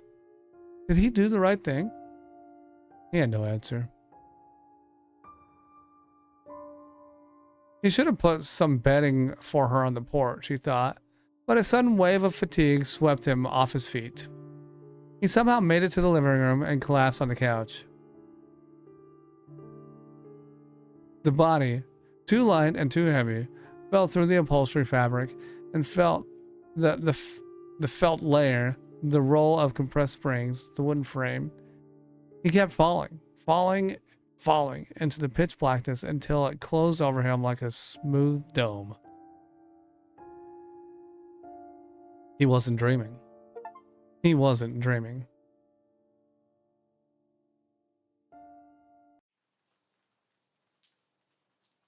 So that was like, I got a notification that was the first ending. So I just went back to this, and my only choices are to let her in or let her in. But I see we got like a new thing up here, so we're going to click on that and see what's going on. I think we have to let her in. Is it raining? That's it. Let her in or let her in. So we know how this is going to go. And I think because there's 6 endings, we have unlocked 2, 3 of them. We're not going to get to all of them tonight. We're not going to get to all of them tonight. As a matter of fact, next time I stream here on YouTube for my visual novel streams, I got a couple games in mind. But if you guys have some too, they have to be something that is safe for work, something I can stream on YouTube and not, not get canceled on YouTube or lose my channel. You guys can always let me know. But there's a couple other games by the same developer. One is called Chasing Tails, and the other one, which I don't think I'm going to play right away, is called Lucy Got Problems. Those each have like a streamer mode or a censored mode, if you will.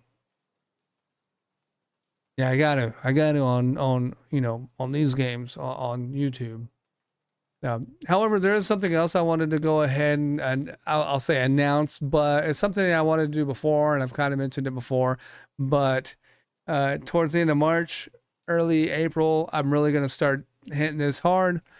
I will be streaming my, AVNs, the NSFW games on my Discord, and it'll be in the special channels on my server. For those of you who have either the Patreon memberships or the YouTube membership, so I've already created the accesses for those of you who have those memberships.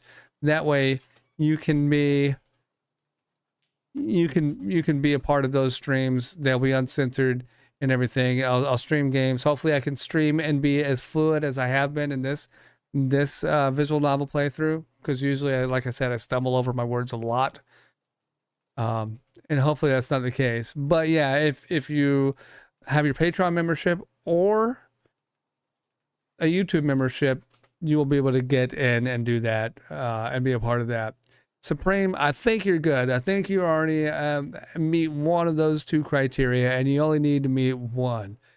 You don't have to meet both criteria. So I appreciate you.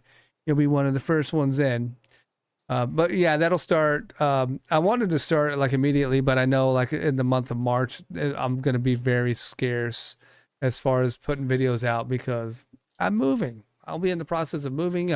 I'll probably be like between homes, like, in a hotel or whatnot for a little while. So while I may upload a bit from things I've already recorded, there won't be a lot of new stuff or really any streams for a few weeks. So yeah, I'm gonna miss you guys, but I'll be here. I'll keep chatting in the Discord and whatnot. And like I said, I've got a few things pre-recorded so we can get through that hard time, But this game, although I haven't gotten to all the endings, amazing. I think it's pretty cool. I want to see more of the endings because I think there's more. I think it could get darker, maybe, but I also want to see if there's a way where Selene has a bigger role. This like cat girl that we're looking at right now, because she was like in the beginning of the game, and then she just made like some small appearances here and there as an actual woman. Like I don't know why she was a cat in the beginning, or what the beginning of the game has to do with the rest of the story, because it's kind of seems separated a little bit. Like the beginning of the game, you think he's like maybe a single dude, but then you go into this whole married lifestyle and his difficulties dealing with reality and his relationship. They kind of like they conflicted with each other and ended in divorce and a nasty situation. What do you guys think of the game? And I know probably I don't know if Flaming is still in the chat, but I feel like maybe a couple of you have already played this game. What do you think? And speaking of games like have this psychological element to it, what are other games that are similar to this one that you thought were really good? I'm open to discussion. I need a new little arm for my microphone here. Getting squeaky. I'm open to discussion, ladies and gentlemen. Let's have it.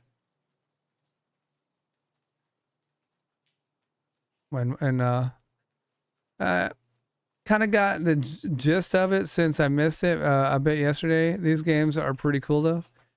Yeah, yesterday, I think some of the best parts happened yesterday in yesterday's stream. Like there was a lot of eerie stuff going on. And this game, like there were several moments yesterday when it just gave me goosebumps, like going through it. The music, the atmosphere. Oh, I keep hitting this. The music, the atmosphere of the game, the situation, the story writing is really good, and it just puts you. It immerses you in what's going on, and I really like that when a visual novel, especially, can do that. The only other visual novel I don't want to say the only one, but the one that comes to mind first is when, like, in Eternum, when you get into those horror elements of that game, that was really good. Next stream is getting more endings. What do we want? Do we want to stream this one more time and try to get some more endings? We could probably do something where instead of me like going through all the voicing of everything, we could just try to like kind of speed run it a little bit for some more endings. And then if we get to something different, then I can go into character and everything and do that. That would be something I'd be down to do. But I would say definitely come to the... Wait, I would definitely come to... on time next time? You would come on time? Well, I mean, if everybody's down, we could do a bit of a speed run. If we can speed run it. Let's see what time do we got? Yeah, I'm down for a speed run. Also interested in the new AVNs. Yeah, so I want to go through a list of games that I really want to play.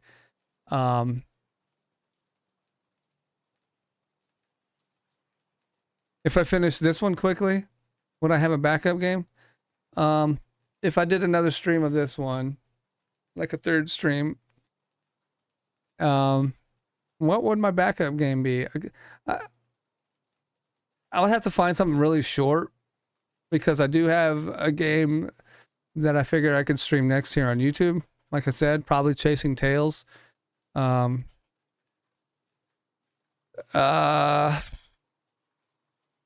as far as a backup game that it could maybe wrap up like in an hour or two, I don't know. I'd have to look into that. Or we could chat, or I could just throw on some Call of Duty.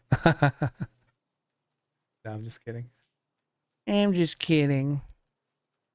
No, maybe let's let her in. Let's see if we can do a little speed run right now. It was cold outside. Much colder. Okay. All right, we're gonna let her in.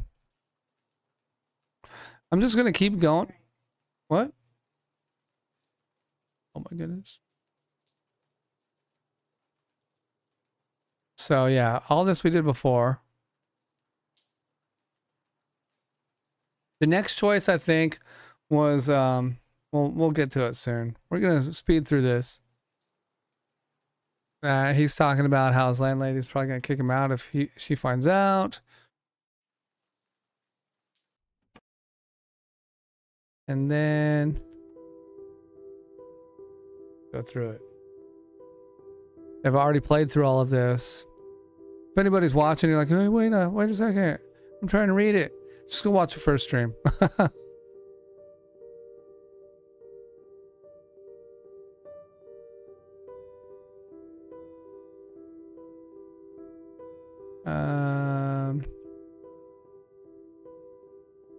He's talking about his cat Timo that he had when he was a kid. Met a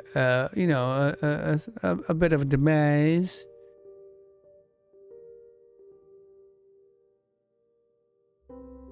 Admiring the cat. Bathe the cat. We did that last time we bathed the cat. What if I don't? What if I'm like, it doesn't matter? We're gonna find out. Okay. He was once again surprised at how shiny she was. We didn't bathe the cat. He was even more surprised when he noticed a collar with a small locket. So you do have a home. In this case, you also have some shitty owners, I must say. The cat curled up on the wet towel in his lap, slowly dozing off. He could feel that familiar lulling vibe emerging inside her. Suddenly, he put the towel with the cat on it away. I should get you some food. Let me see what I have. He got up, with just a tad bit difficulty, nothing he couldn't handle. Still, his body felt unusually heavy and unwieldy. He had to give the cat something to eat. He will lie down afterwards and then, hell, maybe he'll even fall asleep. Maybe he should have gotten a cat much earlier. A ball of fur with a pair of moon eyes and a velvety voice that you can always negotiate with. And that's about it. It's kind of funny. He could have avoided all that suffering if only he had a cat. Alright, we might be getting into familiar territory again. Let's see how this goes. The kitchen blurred before his eyes. He got to the refrigerator and opened it, squinting from the light and leaning to the door way harder than he was supposed to. So we already went through all of this too. This is not new information here. And let's see, he's probably going to spill it. Yeah, he's laying on the floor.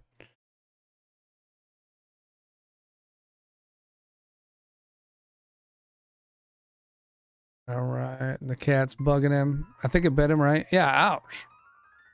All normal stuff.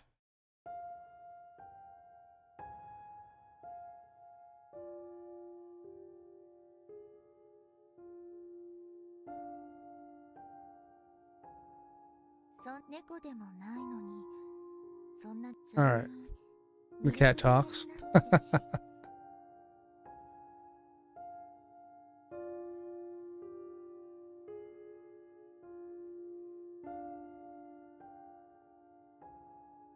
Just,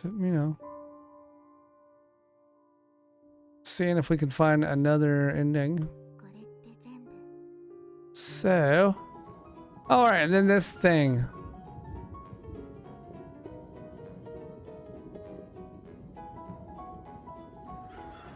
Wait. What did that say? Oh, wait.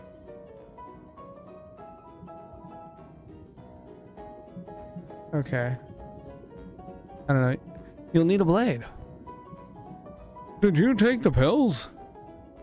Okay, all this is the same. The Egyptians wanted to use honey for embalming it. Yeah, we know that as well.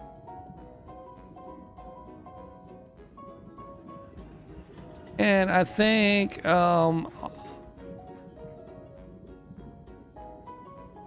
there's a, yeah, we watched.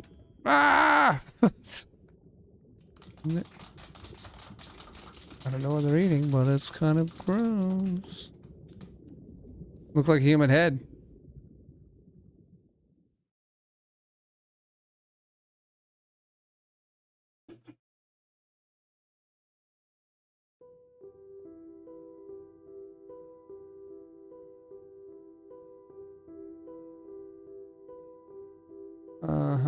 This is nothing new either. Let's just get to the next choice, maybe, because nothing's gonna change, I don't think.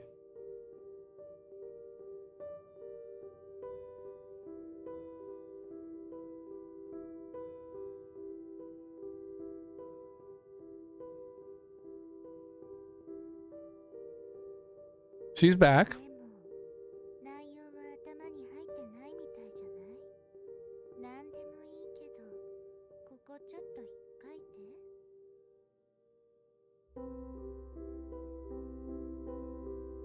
Oh yeah, I think another choice is coming up soon.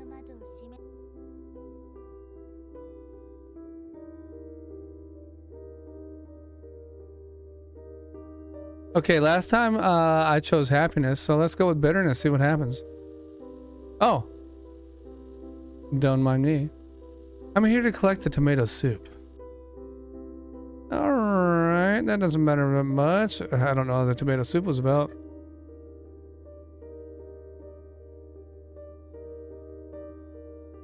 Alright, and this is stuff he said when I picked happiness, so I don't know. Maybe that choice didn't really matter that much. Or maybe, I did get a slight extra scene there.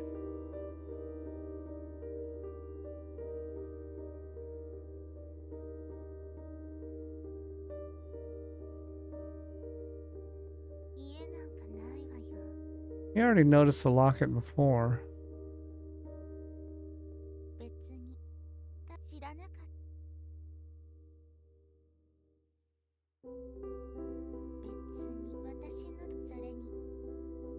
I remember this part. She says she wears a collar so no one on the street bugs her. So they think she's owned by someone.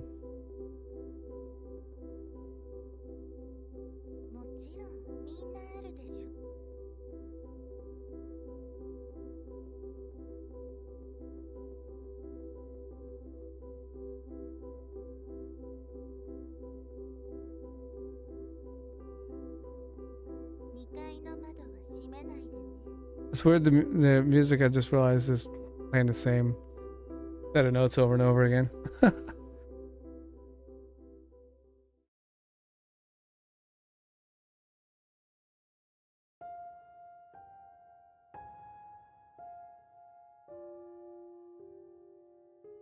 Oh, focus on the name? It doesn't matter. So last time I think I focused on the name. We're going with it doesn't matter. We're just making all different choices than what we did before.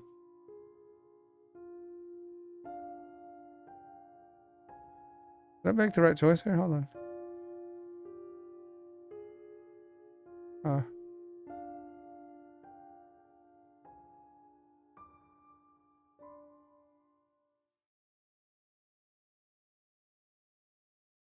He had a suspicion concerning rats for a while already. At times something scratched inside the walls, and he became sensitive to such things when he could not sleep for a long while. I think this is new. Faced with these symptoms the last time, he took a flashlight and some stick, and then circled the house for a long time, tapping the walls here and there. He had no idea how to deal with rats. At least, that's what he thought, until he remembered how his mother used to handle this. After Timo had vanished, poison became the weapon of choice when it came to dealing with rats. The kind that should be kept away from small children and pets. Having remembered this, he went to the hardware store and filled the cart with colorful packages. Then, he thoroughly strewed the whole house with bright, deadly pellets that crunched under his feet when he went to get coffee. After a while, the sound stopped. Yet, he could hear them again. Now. Something was scratching. It had been a long time, so no wonder. Those pests always come back. That's what his mother would say, and this time he'd agree with her completely on the matter. He considered his options. He had no poison left, and he could not go out to restock. He was completely immersed in his work, and although he was now much closer to the end of his script than to his beginning, there was still much to be done. Although he couldn't sleep, he still could work, and it would be stupid to lose pace just to go shopping. Besides, he now had a cat. He didn't really own her, of course, but she came to see him, and he always made sure that she ate well. He had to care about her safety. Poison was not an option. Of course, he considered asking the cat to do the job, but every time she came, the thought completely vanished from his mind.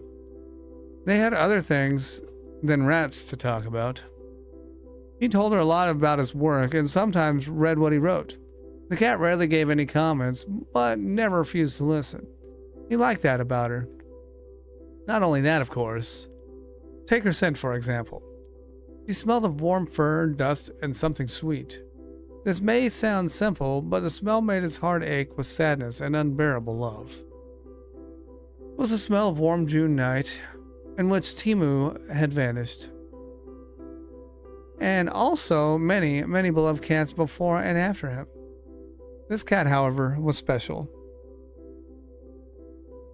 He could feel it, although he couldn't articulate, couldn't find the right words. What a writer you are if you can't find the words. That's what he would say if he was talking to himself. But he never did such things, even if he couldn't sleep for a long time. At least you can work, said the computer screen, flickering in the dark. But he couldn't. As at that very moment, he heard the thing again. Something scratched. And this time, the sound was different. He swung around and looked behind him, then swallowed hard, staring into the darkness. Suddenly his head cleared up. Something is coming, said the computer screen. Careful, said the flat white ceiling lamp. It should be downstairs, said the crumpled bed. Downstairs. The first floor was dark, veiled in slumber, just like the rest of the house. There's no point in turning on the lights if you're going to stay in the same room typing all night, and all morning, and all day, and all the next night too, unless, of course, the cat comes. And even if he had to go out, he knew the house perfectly well, even bonded with it. He needed no light to get anywhere he wanted. That's why he won't turn on the lights. So the one who scratches won't know that he knows. He decided so as he went down the stairs silently.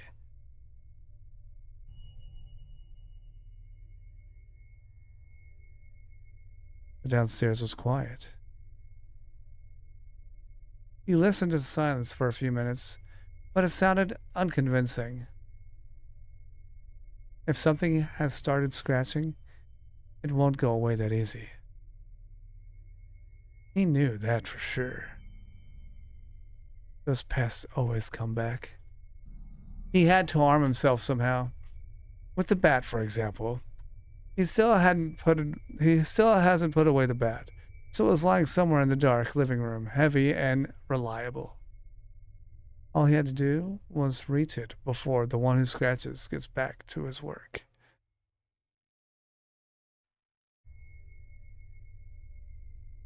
As he passed the kitchen, a prickly shiver ran through him, as if someone was looking at him from the darkness of the room. Or was the room itself watching him? Either way, he knew better than to turn and peer into the dark maw of the entrance. If he dares, something will come out. Something he doesn't want to know about. He found the bat under the dresser, and just in time, because the next moment he wouldn't have been able to move. Oh, Jesus. Oh, that wasn't even that scary. Something was scratching in the walls, a new, disgusting sound that had nothing to do with rats. To be more precise, this new sound could not have anything to do with any living being. All right. That is not scratching. I don't know what that is, but it's definitely not scratching. A painful spasm passed through his body. He crouched as if someone had hit him in the gut. And then he did something stupid. Oh, stop it! He talked to it? Please stop!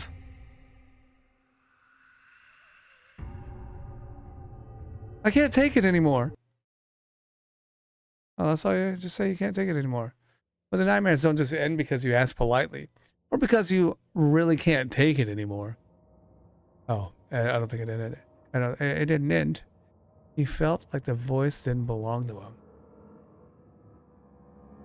Of course, the voice was his own, but he certainly would have never done something like that. You never talk to the one who scratches. Screak! I don't know. I'm not read that again. Oh, hey, Lou there. Hi. He'd probably bear it if there were any visible traces left. But there were none. Only the screech here and there. Oh, Jesus. See?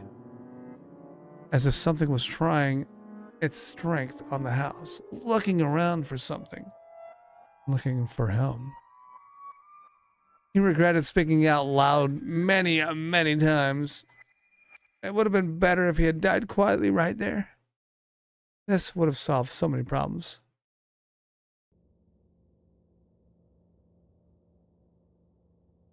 Now it knows.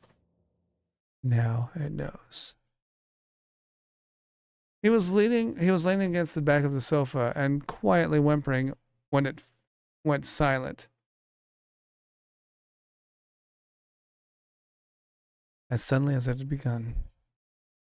For a while he continued sitting crooked like a giant fetus, hugging his knees and his bat, and only moved when he really believed that everything had calmed down. I don't think it calmed down. In that very moment, the round metal handle of the back door began to shiver. He didn't immediately realize where the sound was coming from, the soft rattle of metal and glass, but he had a clue. He had a clue, all right. The transparent glass on the back door was closed by a thin polka-dotted curtain. Thin and polka-dotted. And it trembled in rhythm with the sounds.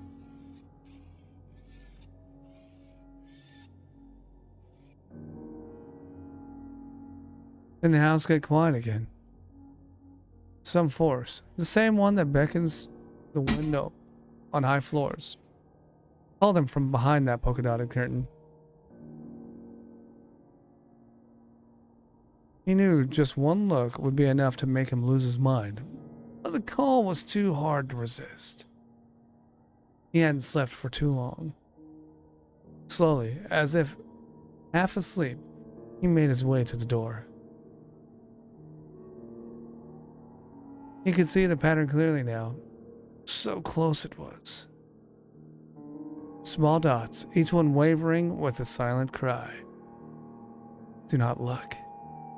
Do not look. Do not look. He yanked the curtain aside and stared into the darkness with the eyes of a man facing a truck moving at full speed. Of course, there was no one at the door. After that, he decided to always keep the bat nearby.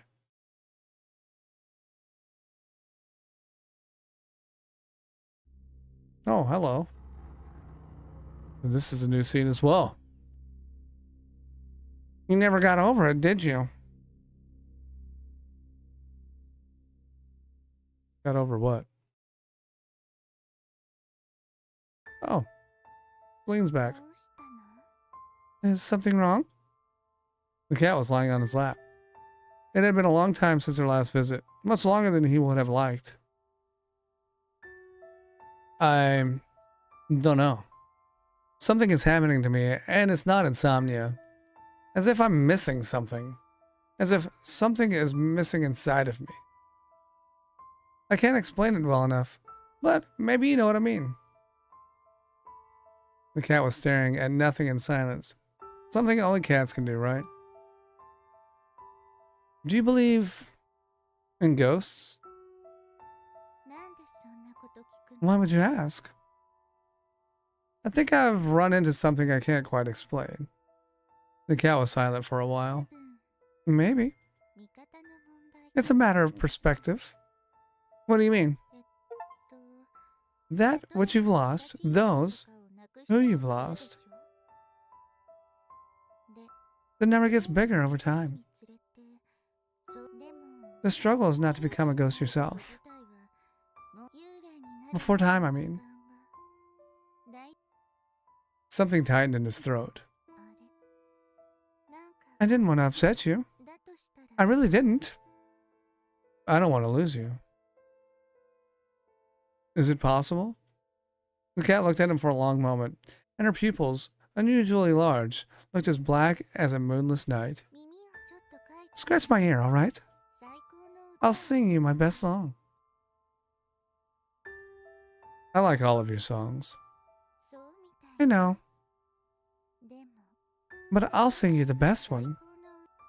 He ran his hand through the warm, thick fur that smelled of dust and something sweet. The cat was smiling at him, lying in his arms. He could feel, with all of his being, the vibrations of another, very different world as they were lulling his body.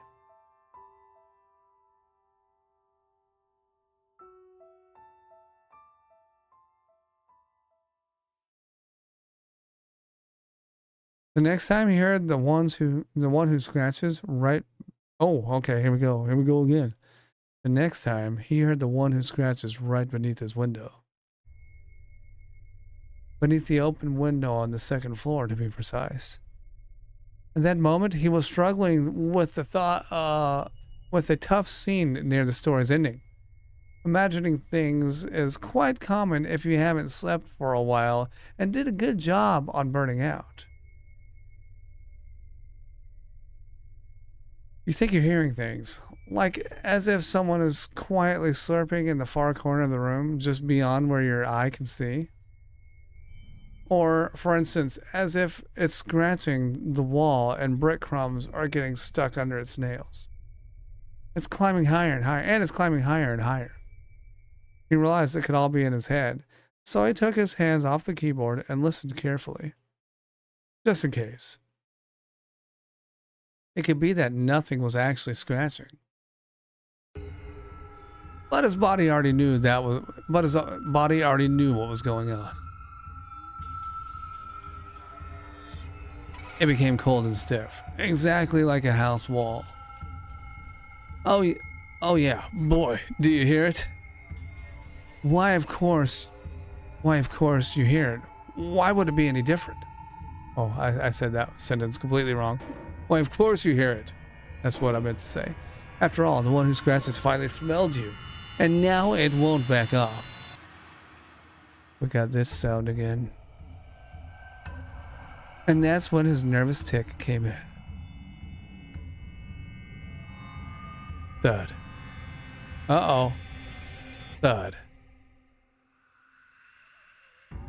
What a duo they were. He had to hold his breath to keep back the mixture of hysterical giggles and sobs trying to burst out of his chest. If they had escaped, this he knew, that would have been the end of him. And otherwise, he still had a chance. A pretty solid one. If he managed to suppress the tick, that is. All he had to do was suppress the tick. When the text doesn't work out, just look away from the screen and wait a little. The tick will subside by itself. But what about the case when the one who scratches is creeping up the wall higher and higher, and you can hear its nails? And it's got, oh, so many of them, leaving tiny, tiny grooves in house's cladding. They're very sharp, those nails. His mother always had fitting prayers ready for every occasion. But this time, this wasn't the right moment to think of it. As he had to try to do something. This time, even his mother would have been taken by surprise. She'd probably have to consult a neuropathology forum. This case sure needs a professional's opinion. Something like, "Greetings. My boy hasn't been sleeping for a month or so, and, it's already started to get out of hand. He sits in a dark room all day writing his stupid scribbles. I don't know why he got this into his head that he can write, because after all of these years in business, he still has neither a name nor connections. You know what I mean? And besides, he was always fond of embarrassing him before getting to the point. Besides, he gets an awful nervous tick when the one who scratches crawls up to his window to scratch a hole in his stomach. What prayer would you have appropriate for this occasion? He's not really going to hit this thing with a bat, is he? My baby boy wouldn't hurt a fly. He's got no guts for that." The first thing he did when the daze had worn off was grabbing the bat. Then he pressed himself against the wall by the window. And that was all he could do, for the nails were already scratching very close to the sill. Are these the nail scratches? Screak! Screak! I'm coming for you, the little whiny boy with no guts. I'm going to scratch a hole in your belly to see if I can find them. He didn't want to see what was under the sill. He would prefer to die than to look at it. The nails struck the sill, that is. He knew there were more black marks on it, and some metal shavings got under the nails. Maybe some of those nails got broken, but the one who scratches doesn't care. It's got oh so many of them. He stared straight ahead. His teeth were clenched, and saliva bubbled at the corners of his parted mouth. He was weeping without a sound, choking on a silent scream. He wasn't really going to hit this thing with a bat, was he? Something began to climb over the sill. He tried not to look, yet he could still see it. I don't know what that is. Something akin to squishy fingers or guts with lots of nails that grew on top of each other like clamshells. In the moonlight, he saw tufts of fur glistening on these finger guts, just like on a rat's tail. Then he realized two things. Firstly, he got insight on Timu's gifts. The thing is, his old cat constantly brought him something to prey, those morbid little signs of unconditional love, as he thought back then. But now he figured it out. Things he had been secretly throwing out the window in the middle of the night weren't dead mice. Those were small fragments, tiny pieces of the hideous fingers on the one who scratches. Look, master, this nightmare is vulnerable. I drove it away. I brought you a piece of its flesh, which means you can sleep safely tonight. That's what the cat thought when its owner ruffled Timu's knobby, scabbed head.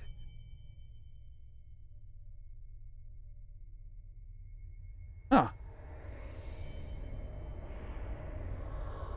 And secondly, he realized, with all the clarity, this was the thing that lures cats into the darkness of summer nights from which they never return. Huh. The thing that took Timu away. And now it has come for Selene. He stopped weeping, but was still breathing fast. Too fast, drawing air through bared teeth. Inside he was boiling with rage. He wasn't really going to hit this thing with a bat, was he? He was. Damn right he was. He turned his head slowly and stared, eyes wide open without blinking, as the glistening flesh clambered over the sill. He was waiting. He felt sick, but decided he will throw up later. Right after he turns that thing into a bloody mess. I know you. You won't get her. You won't get anyone. The sounds that came out of his throat didn't resemble words, but that was exactly what he said. He charged at the thing and thrashed it.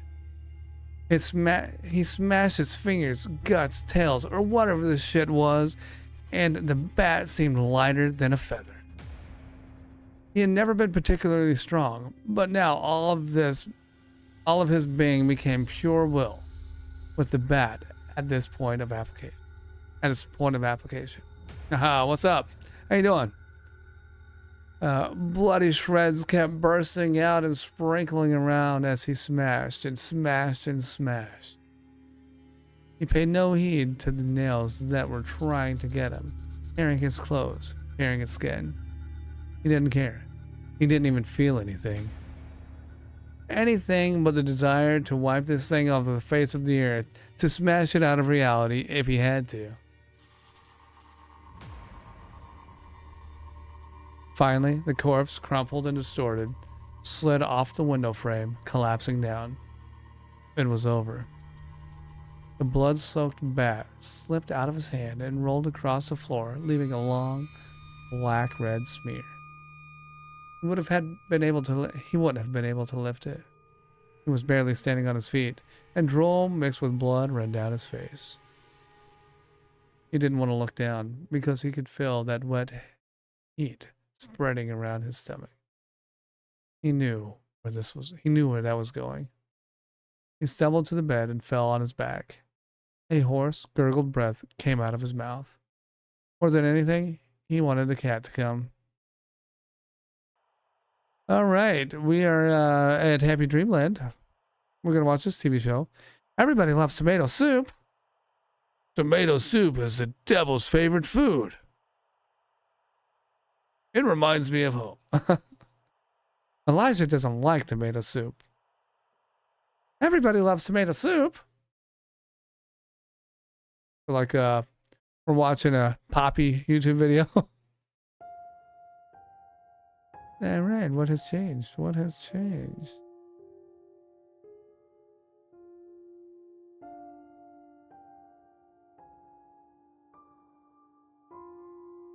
Mr. Jude Anthony Bench, 27 years old, 2 convictions, second-degree assault and battery, and armed robbery of a convenience store, was lying on the lawn in front of House 8 Sycamore Street, looking up into the pink dawning sky with his eyes wide open. Let's go ahead and look at the TV program real quick. What? Oh, wait. Let's go there. Happy Dreamland. So we got that one. Nice. And we already watched it. So that one was one I was missing. Nice. We got some more over here. Anyway. One of his eyes was badly damaged by the fall, but Mr. Bench was not too worried about it. He died a few hours ago. Before that happened, he threw up with some whitish... He threw up with something whitish, and the vomit was still foaming on his cheek, resembling cheap strawberry yogurt, because of some blood mixed with it. The police were informed about it, the corpse, not the fact that Mr. Bench couldn't hold his dinner and got his pants a little dirty, by Miss Cora, a neat old lady who lived nearby and for the last decade never woke up later than 5 in the morning. But the first one to notice the body was the cat. She looked like a purebred British Shorthair in all respects, except for the color. Aside from the smoky gray head, it seemed as if she was dropped into a vat of white paint, while her lower part was dipped into a black one. As she passed by Mr. Bench, she smelled the air from a few meters away, more cautious than interested. Under different circumstances, she might have actually been interested in him, but the cat already had a special someone.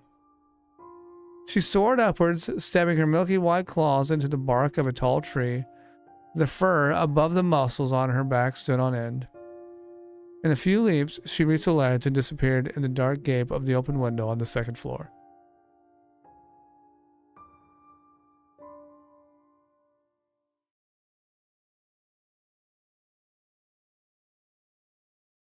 Interesting.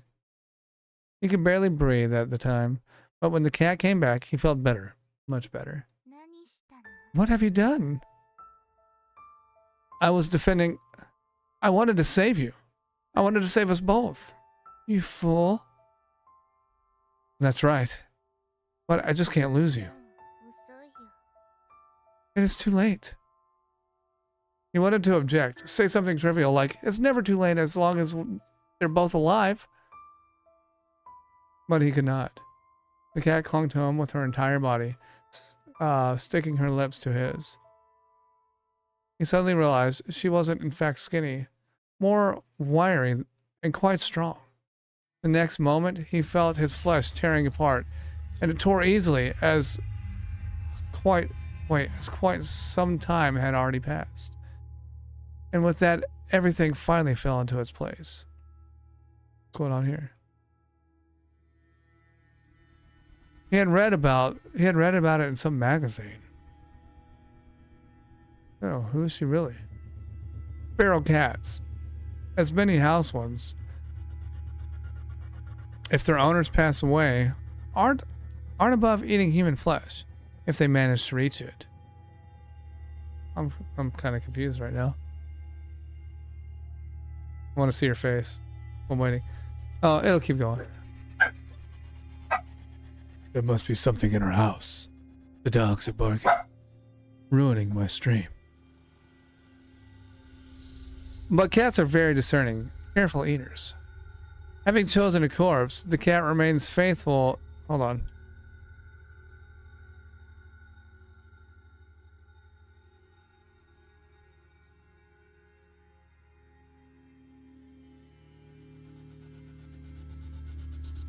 Okay, where was I? Having chosen a corpse, the cat remains faithful to it until it's stripped to the bone.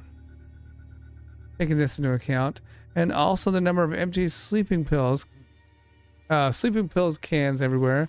Good God, there are too many of them. There was but a single conclusion to make. He died quite some time ago. It turns out that the pills failed him once again. The ceiling was swinging back and forth, swaying him like a caring mother swings a cradle. That's when he finally noticed it was the kitchen ceiling, and he was not lying in bed, but on the floor. Some vague sounds were coming from outside the room, which grew more and more persistent over time. And he knew about Miss Cora's particular discovery. Or if he knew about Miss Cora's peculiar discovery, he would have probably guessed that the police were already breaking down his door. Can't read though. The cat hurriedly stuffed her mouth, choking, swallowing pieces without even chewing. He didn't mind. After all, the cat that has no home should eat well, shouldn't she? Although he got rid of the one who scratches, the street is still full of dogs and evil people. Even his mother would agree, and his mother never ever agreed with him. And yet, he still had one question to ask. Say, did you love me? Even a little? For a moment, the cat took a pause with her task and looked at him in the eyes. Her body was shivering. A yellowish flap of flesh that occurred to be a piece of rotting fat was trembling in her long, sharp teeth.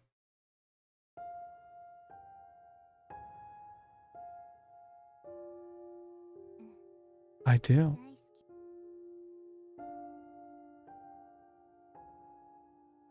He breathed in her scent for one last time. The smell of fur, dust, and something sweet. The smell of carrion.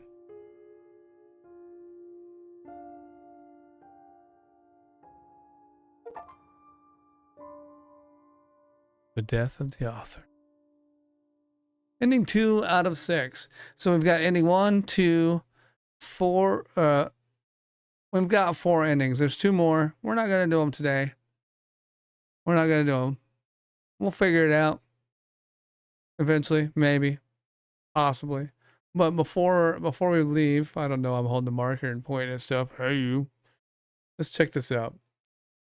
I'm 85.32% complete. Check it out. That was a good ending, actually. Very interesting. I don't know how, if he just died from too many pills. It sounded like he may have strung himself up because he was swaying or rocking back and forth. Yeah, I think we only have 2 more endings to get to. Well, let's see what this says. J stands for jerk. Brought a stuffed cat to school and left it on my desk. He thinks it's funny. They all think it's funny. I hate everyone. Almost complete then. Almost complete. Now, I played more of it. Like I said, maybe in another stream we can try to speed run and get to those last couple endings. Very interesting game. Yeah, 100%.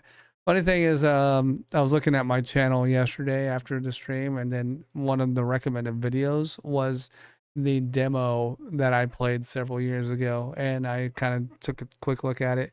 It was in fact the demo. Like after the initial cat scene like it ends before it gets to anything crazy. I just thought it was funny that it got recommended to me after I streamed it. But anyway, hold on, let me read Swift's comment. Even though I don't like games with more than 2 endings, but this game looks good. I think it looks good. I think it looks good. I think it is good. Because I've been playing it. I don't know what those 2 endings are. Maybe I should save them and make you guys go play this game yourselves and figure out those last 2 endings. Yeah, fun, interesting, weird. It has all of it. It has everything. Say a word. It has that. But yeah, that's gonna be it for me.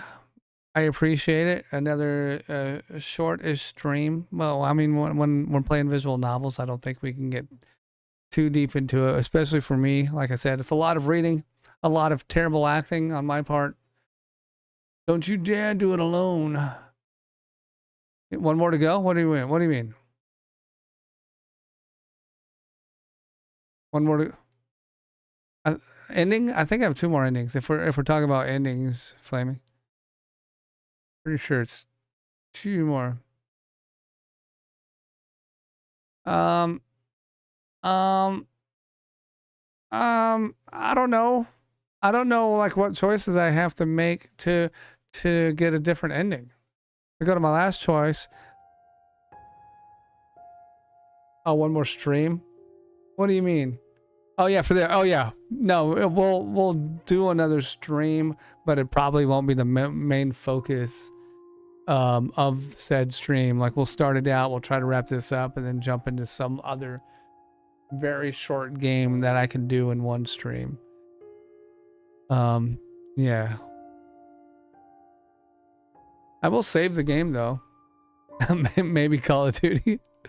Maybe Call of Duty, or if there's like a very short visual novel or something that I could play. I know there's like games that you can play and finish up in like an hour.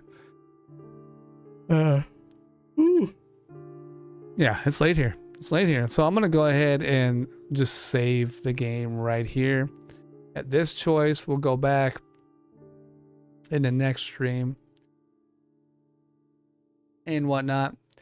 Maybe it's best to end here, to be honest. New people might join and will be confused. Also true. Good points. I don't know if there's a guide online. I'm sure, because there's everything online. But yeah, we could do that. We could do that. I could look up a guide and then try to just, you know, like I said earlier, speed run the last 2 endings and then do something different. We'll look into it. But that'll be later. I don't know when my next stream will be. I might be able to get another video edited and out to you guys this week. But yeah, the streams are going to be scarce for a little bit. Hey, if you're taking off, Swift, I appreciate you coming by. Thank you so much.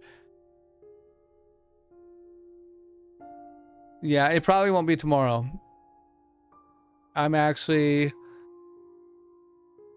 Tomorrow I'm going to be packing up my setup here. I'll be working off of my laptop for the next few weeks. I'll be going with my mobile setup. But then when I get all set back up and I'm ready to go, we'll be doing those special streams I talked about. We'll be getting some more content out to you. I want to be able to... My thought is if I stream with you guys on Discord, then I can take those streams, edit them for YouTube, and then put it on YouTube for everyone too. Because I like this format that we're doing right now.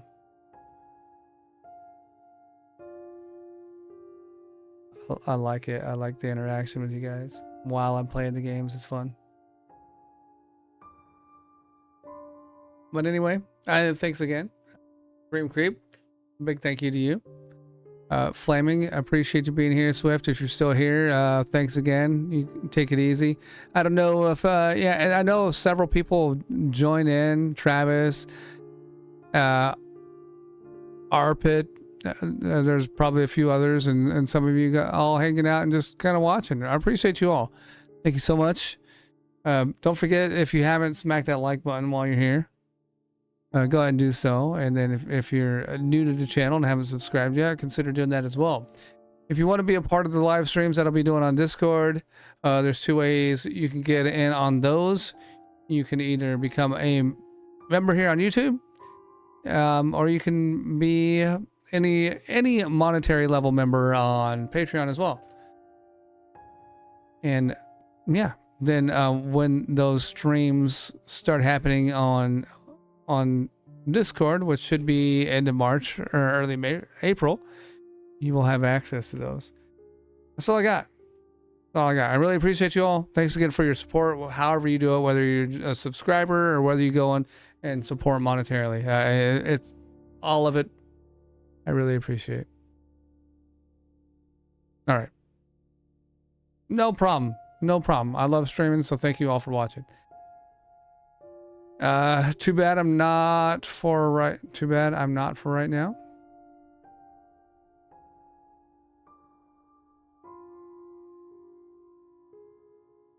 I don't even know. I guess I don't know what you mean.